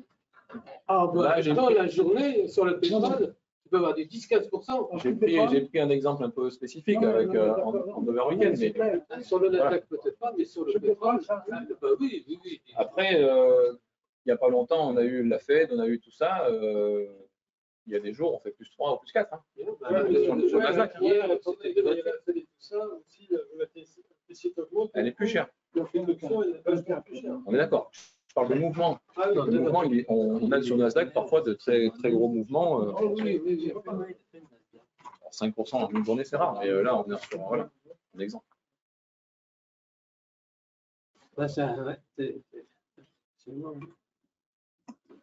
Les institutionnels, ils jouent à fond les options, c'est ça. Hein.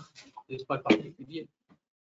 Ah oui, tout à fait. Ouais. Les banques, ils travaillent avec ça. Alors attends, moi je vais. Est-ce que je peux.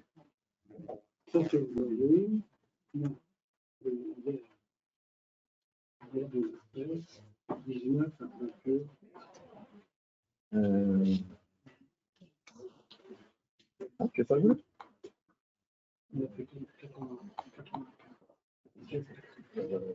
Ah zut, j'ai pas le volume. Je pensais que je l'avais mis.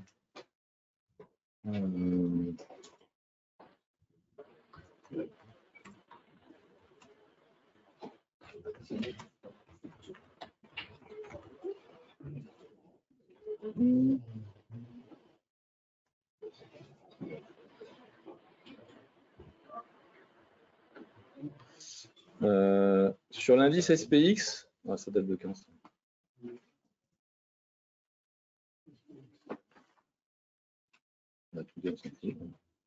Sur l'indice SPX, l'indice SPX c'est le SP500, mais c'est l'indice.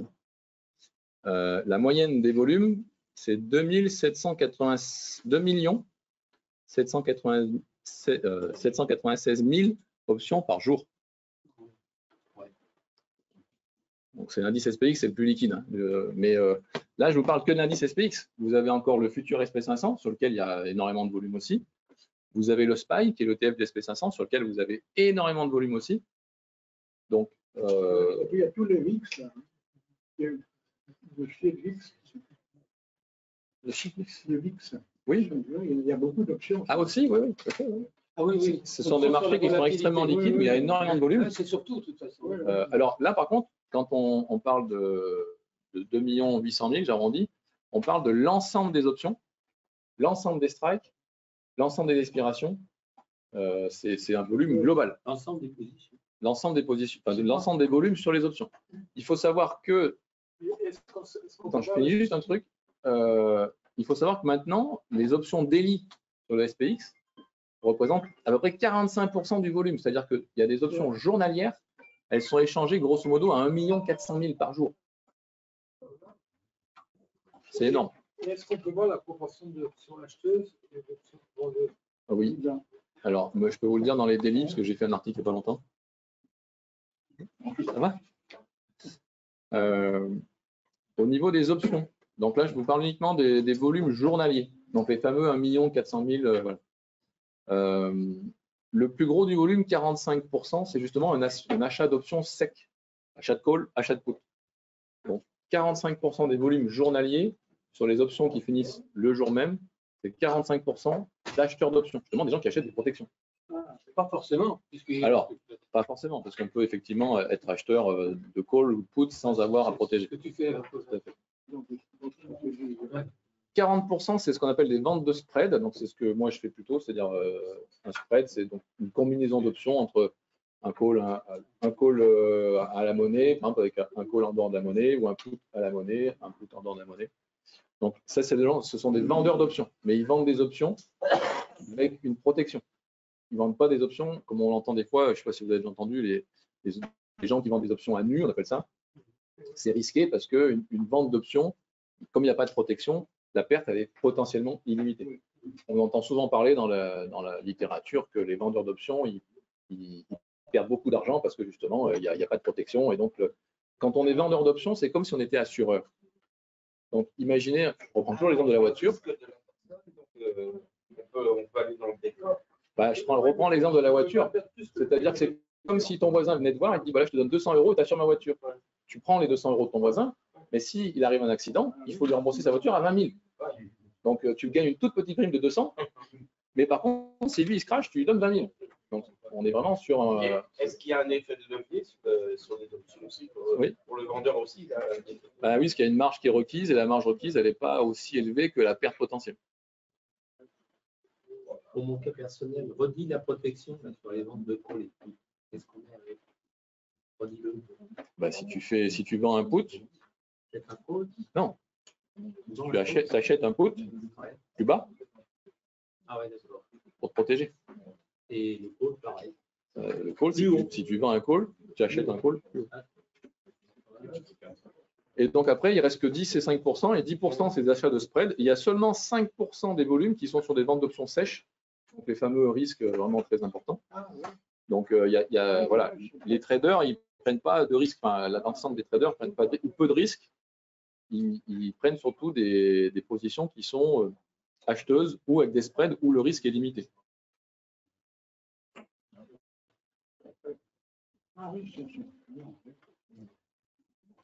Ça, si on voit un put, il faut acheter un put plus bas, c'est ça? Pour la protection, oui. Et dans le call, c'est le contraire. Si on voit un call, il faut acheter un call plus haut. Oui. Alors, est-ce que au niveau des exemples sur les futurs, vous en voulez un autre ou pas? Est-ce que vous pouvez montrer en achetant les deux trucs, le D5, ça fait En achetant l'option L futur? Oui. Alors, je ne sais pas s'il va me prendre ça en compte. Je vais essayer. Est-ce que j'ai vu, vous savez, Oui, le presseur. Oui, le placement. Ouais, on a C'est le très tableur rare, c'est très rare. avec les quatre comptages. Les graphiques. Voilà, c'est ça. C'est ça.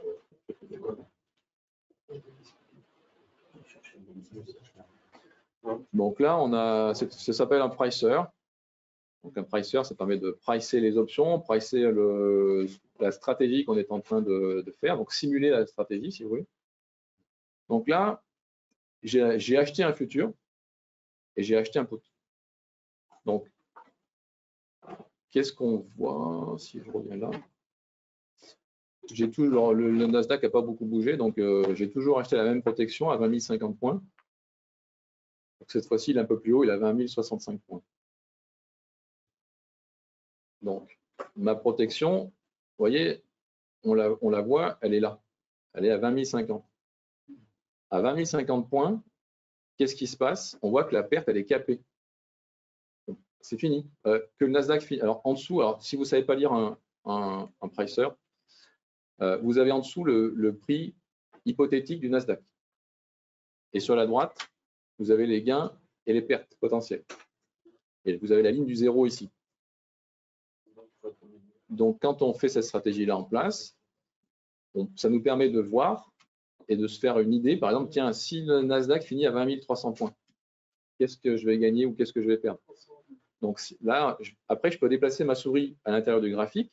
Et il suffit de regarder les correspondances dans la ligne, dans l'ordonnée, l'axe des ordonnées et dans l'axe des abscisses. Donc, si je me mets à 20 300 points, donc j'essaie de caler en dessous, ici, là, dans cette ligne-là, j'essaie de caler le plus proche possible à 20 300 points. Voilà. Je peux regarder à droite, ici, la correspondance. Je vais voir deux prix. Alors, pourquoi je vois deux prix? Parce que mon graphique me donne deux indications. J'ai une ligne en continu et j'ai une ligne en pointillé. La ligne en pointillé, c'est maintenant tout de suite, l'instant T. Et en continu, c'est à expiration de l'option. Donc lundi soir, quand elle finit de côté. Donc si le Nasdaq finit à 20 300 points lundi soir, eh bien, je vais gagner 238. C'est marqué dans l'encadré en blanc sur la droite. Par contre, s'il finit à 20 300 points ce soir, je vais gagner 311 $. D'accord? Donc ça, c'est si ça se passe bien, si ça monte. Par contre, si ça baisse et qu'on finit à 19 800 points, eh ben, lundi soir, je vais perdre 260. Et par contre, ce soir, je ne perdrai que 189. Vous avez 260, mais vous ne les perdez pas vraiment, puisque vous avez dit que si vous achetiez le prix du Nasdaq, en fait, vous ne perdiez pas plus que ce que vous avez prêt à acheter au prix que vous l'aviez acheté. Donc, vous ne perdez pas les 260. Alors, tu as oublié de rajouter la prime de l'option. Tout le calcul qu'on a fait tout à l'heure, tu achètes toujours une prime en protection. Et donc, là, le calcul du pricer, il prend tout en compte. D'accord. Mais là, on ne perd pas les points, on perd juste le prix d'option. Ce n'est pas des points qu'on vient de perdre. Alors, lui, il fait le calcul des deux. La plateforme te fait automatiquement le calcul des deux. Il prend le calcul de perte ou de gain sur les points et il ajoute la prime. Et donc, ça te donne le résultat final. D'accord? Tu n'as pas besoin de faire le calcul toi, c'est lui qui le fait. Mais après, on peut très bien imaginer que je fasse… Là, depuis tout à l'heure, je prends un exemple avec des options à la monnaie. Protection maximale, protection totale, tu sais? Tout risque, merci. Maintenant, si je prends une protection au tiers, donc je vais prendre un delta plus bas, 0,30 par exemple. Ouais. Donc Donc là, je fais profil. Et là encore, le pricer va tout faire le calcul lui-même. Et le calcul va prendre en compte l'écart sur les points entre le futur et l'option et la prime de l'option. Alors, par rapport à tout à l'heure, on voit que ma perte, elle n'est plus capée au même endroit. Tout à l'heure, on était capé à 20 050 points par ici. Maintenant, on est capé à 19 900. C'est normal, parce que j'ai acheté un strike à 19 900 points. D'accord? Donc, que le Nasdaq tombe à 19 600 ou qu'il grimpe à 20 600, de toute façon, mon risque, il est là. Il est connu à l'avance. Il est de 471 $. C'est ma perte maximale, quoi qu'il arrive, à expiration.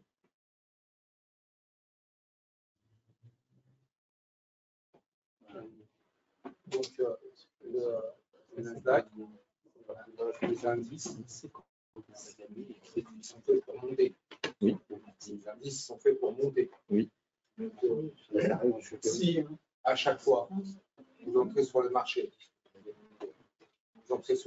tous les jours acheteurs, ne vendez jamais, ben, quelque part vous serez gagnant. Le marché il est fait pour monter. Est-ce que vous savez la distribution des cours du SP500 par exemple? Combien de fois le SP500 monte sur la durée sur 20 ans ou 30 ans? Combien de jours, combien de journées haussières il y a sur le SP500? Ça dépend des cycles. En pourcentage? Si tu rentres au bon moment, par exemple, quand on était à une formule pendant le Covid, quelqu'un qui s'est rentré là-dessus, maintenant il est à 5700. Oui, non, mais si tu rentres au bon moment, si tu as une boule de cristal pour te donner le bon timing, c'est sûr que. Mais si tu rentres tous les jours à 9 heures, tu as 53% de chance de finir positif à la fin de la journée. Sur un historique de 20 ans, c'est 53% de journée haussière. Oui. Pas beaucoup, 53%. Ça ne monte pas tout le temps. C'est une moyenne. Monsieur disait, il suffit d'acheter, ça marche tout seul. Bah, je dis qu'un indice, c'est fait pour monter, en fait. Oui, mais tu allais un peu plus loin en disant, si j'achète, si je fais qu'acheter, je vais gagner tout le temps. Bah, journalièrement, non. Je n'ai pas dit que j'allais gagner tout le temps. J'ai dit le rapport entre les gains et les pertes, vu que l'indice il est fait pour monter, eh ben, vous gagnerez souvent. Maintenant, même si on fait du day trading, effectivement, c'est une journée sur deux, parce que c'est 53%, on va gagner une journée sur deux. Mais si par exemple vous faites à la semaine, vous achetez et à un moment il monte. Bien sûr, oui, là-dessus je suis d'accord. Sur le long terme, ça monte. Donc c'est vrai que alors justement, plus tu élargis ton horizon de temps et plus tu as des chances de gagner. Si tu faisais tous les lundis, le premier lundi de chaque mois, par exemple, et que tu gardes jusqu'à la fin du mois, effectivement, tu aurais plus que 53% de chances de gain. On est d'accord. On est d'accord. En 2003, le Nasdaq était à 2500. Oui, non, mais tout ça, je suis entièrement d'accord. Moi, je parlais vraiment en intraday. C'est pour ça qu'en fait, quelque part, c'est intéressant de savoir ça. On sait qu'il n'y a qu'une journée sur deux qui sont, enfin, à peu près une journée sur deux qui sont haussières. Et pourtant, quand on regarde un graphique sur le long terme, ça fait que monter. Ça monte il était à ça. Il y a 4 journées dans l'année. Mais en fait, vous avez bien compris, avec l'histoire de. Donc, on n'est pas sûr de c'est qu'après, un bon trader, il est sûr de lui. Et il a 5 ans, il connaît ses pertes.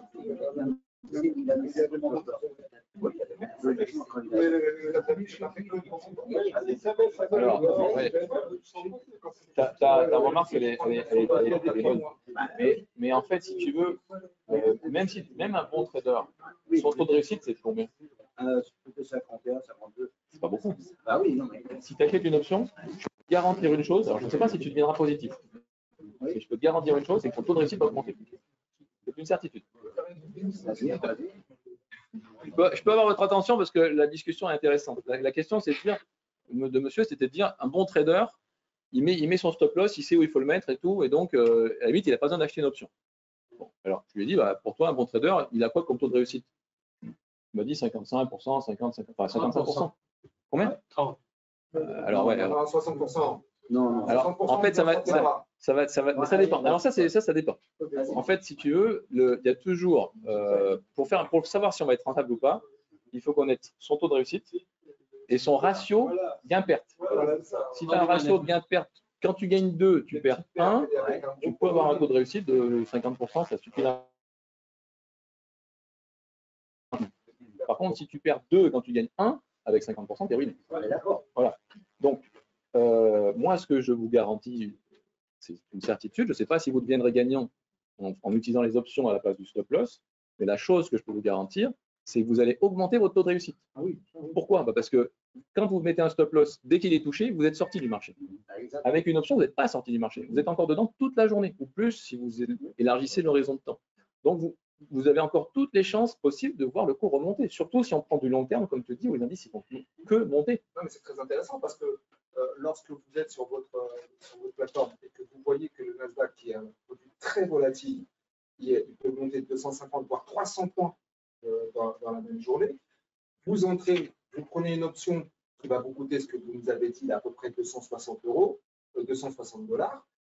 Je peux vous dire qu'à 2 € le point, les 260, vous les faites parce que vous les faites plusieurs fois en gagnant 50 ou 60.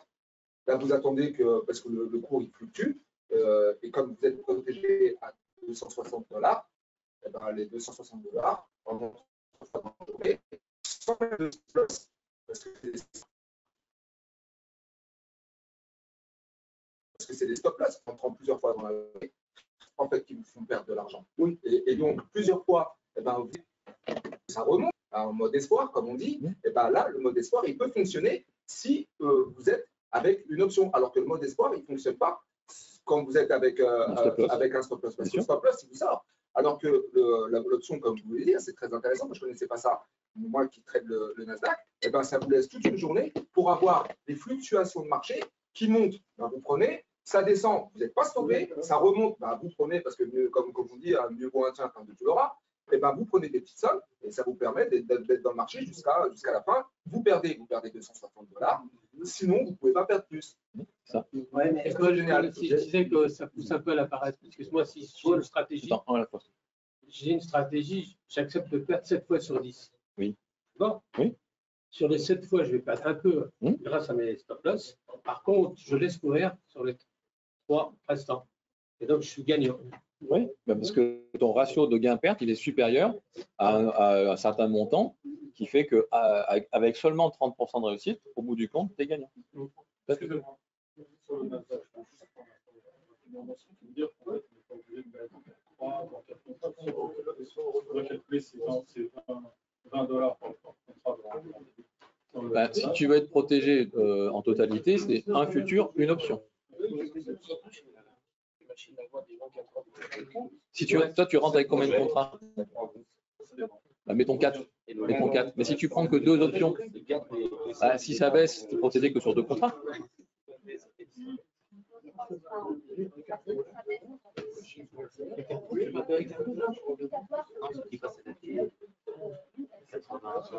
Oui, c'est la Si tu fais du DAX, tu peux acheter des options sur l'indice DAX pour te couvrir. Ah oui, bien sûr. Je n'entends pas trop parce que ça. Oui. Le drawdown intraday ou. Là, regarde par exemple. Ici, j'ai pris une option à 3 jours. Mais les pointillés, c'est aujourd'hui, l'instant T. Et en fait, tu vois, si le Nasdaq il tombe à 19 700 points, en fait, on voit que si tu clôtures maintenant, tu perds moins que si tu attends lundi soir.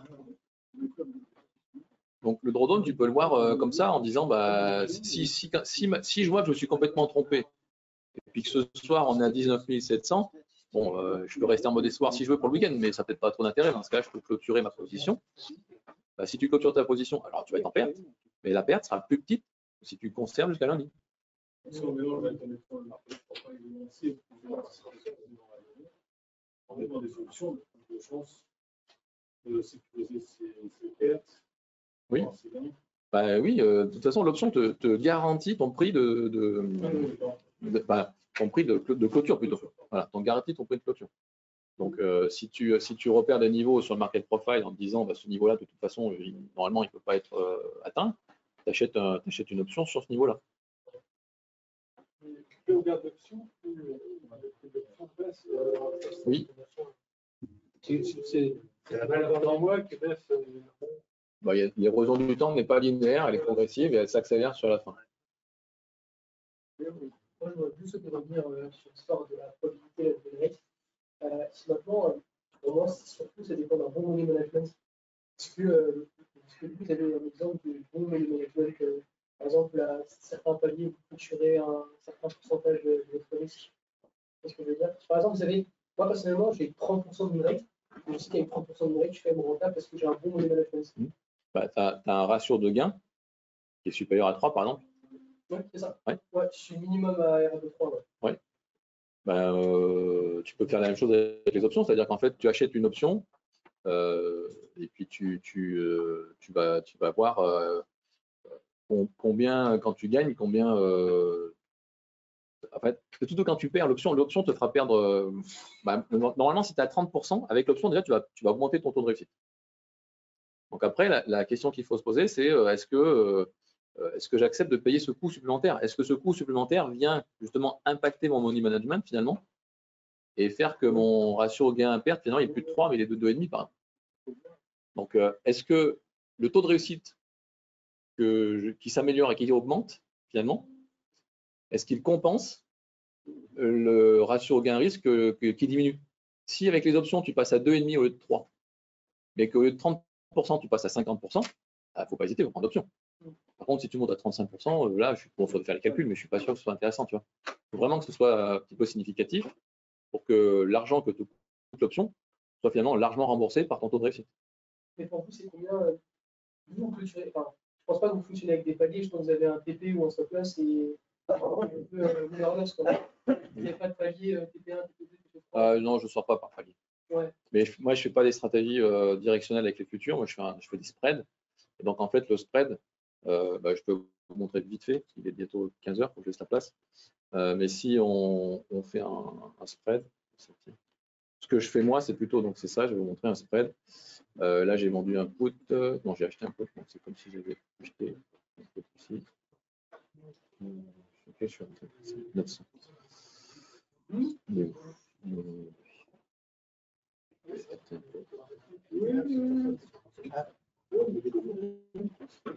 Voilà.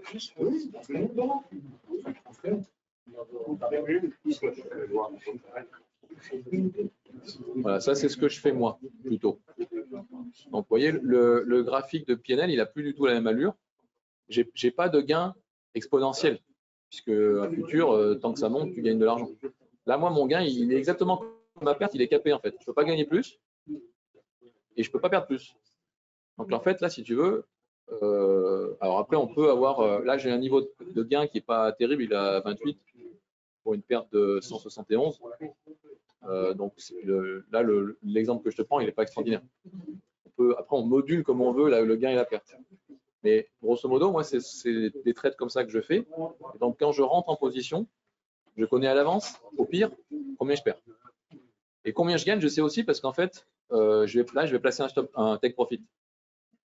Je reste jamais jusqu'à la fin. Moi, je sors toujours avant. Donc, en fait, je sais déjà à l'avance quand je vais rentrer en position, vu le pricer que j'ai là, je sais combien je vais perdre, au pire, et je sais combien je vais gagner. Okay. Et après, je laisse le temps faire. Mais vous n'avez pas une stratégie. C'est quoi votre plan de trading à vous exactement? Alors, moi, je dis toujours que je suis un chasseur d'opportunités. C'est-à-dire qu'en fait, alors moi, je travaille beaucoup avec du backtest. Et donc, en fait, je rentre en position que si je sais que ça a marché dans le passé.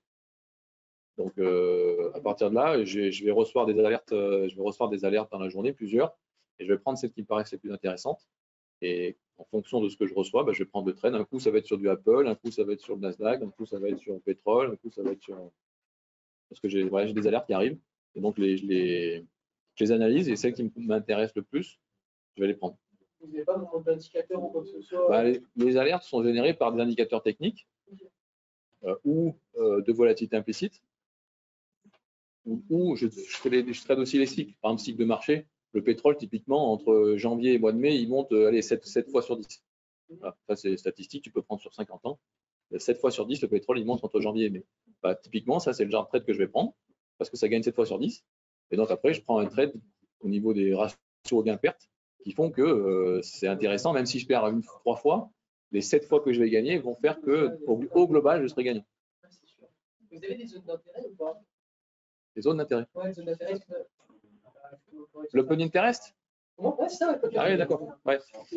Oui, ça c'est. Ouais, j'arrive. C'est sur les. Oui, ça te sert à regarder les niveaux de prix que les intervenants jugent pertinentes. Bon, après, il n'y a pas vraiment de surprise dans certains actifs. Bon, là. Alors là, ouais, il y est aussi. Souvent, c'est des niveaux de prix chiffre rond. Donc, alors je vais prendre une échéance un peu plus lointaine. Oui, ouais, mais si tu veux, ça donne des indications, mais de notre côté, il n'y a pas tellement de surprise parce que c'est des chiffres ronds. Tu sais que voilà, là, 19 500 pour l'expiration dans 10 jours, il y a 5000 contrats de chaque côté d'ailleurs, il y a presque 6000. Mais c'est pas vraiment une surprise parce que c'est un chiffre rond. Si je vais voir à 20 000, je vais avoir la même chose. Bon, voilà, c'est un mauvais exemple parce que j'ai pas tant de quantité que ça. Ah, mais j'ai pas de position ouverte. Marché ouvert ou pas? Non, pas encore. Ça, c'est les volumes seulement. J'ai pas de position ouverte. Si je prends un actif. Enfin, tu vois, je veux dire, d'un autre côté, les zones de prix, elles sont connues souvent à l'avance. Un chiffre rond, les marchés, ils aiment ça. Donc, tu auras forcément beaucoup plus de volume ou d'open interest. Ouais, voilà. De tout le monde, hein. Oui. Oui, s'il vous plaît. Alors, il y a quand même une chose qu'il ne faut absolument pas oublier, là, c'est les paquets.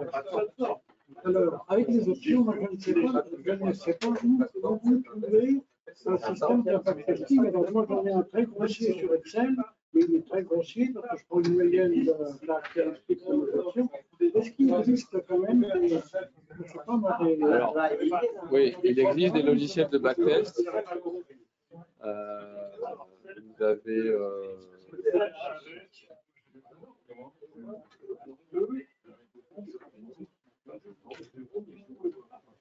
on peut créer une macro pour faire des backtests. Ouais, bon.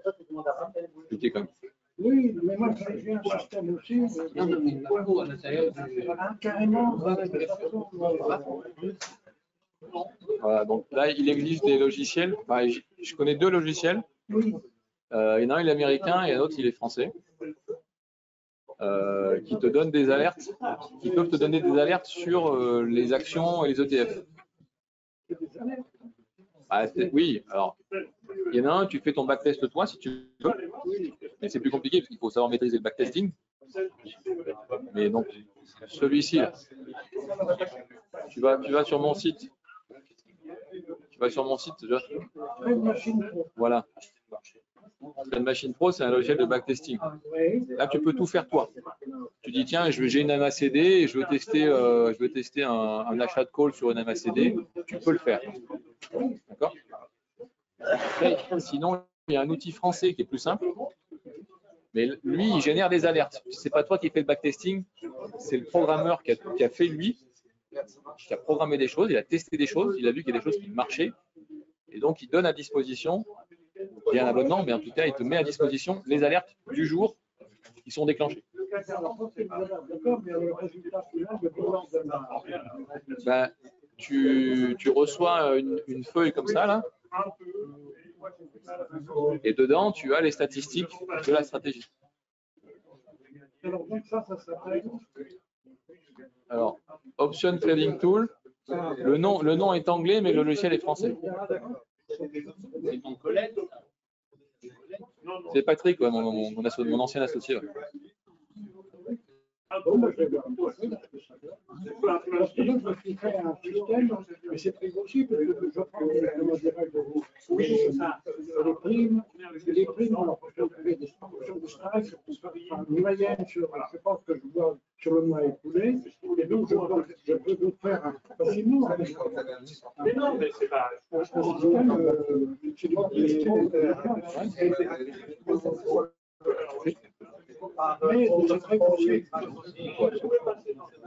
Est-ce que vous avez des dernières questions avant que je laisse la place? Oui, il a dit tout à l'heure, je fais la parenthèse, mais il a dit tout à l'heure, tu peux acheter tu ne veux pas développer rapidement. Tu peux acheter un call. Dans ce cas-là, tu attends un fort mouvement du. C'est ça. Ah oui, si tu achètes un call, à la fois un call et un put, je ne parle pas de futur, hein, juste un call, un put. Alors ça, c'est intéressant pour ceux qui veulent. Non, mais je ne parle pas du futur. On oublie le futur. On parle que achat put, achat call simultané. Donc dans mon portefeuille, je vais avoir un put, un call. Et l'intérêt, c'est qu'on va avoir une stratégie qui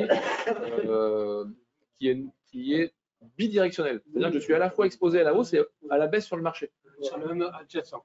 Sur le même sous-jacent. Pour les acheter en même temps, simultané, ils s'achètent en même temps, ou vous cliquez 2 fois? Non, c'est automatique. Vous achetez les deux en même temps. Voilà. Là, par exemple, je vais acheter le call et le put du Nasdaq sur une échéance du 30 septembre. Alors, je te montre le profil avant. Voilà.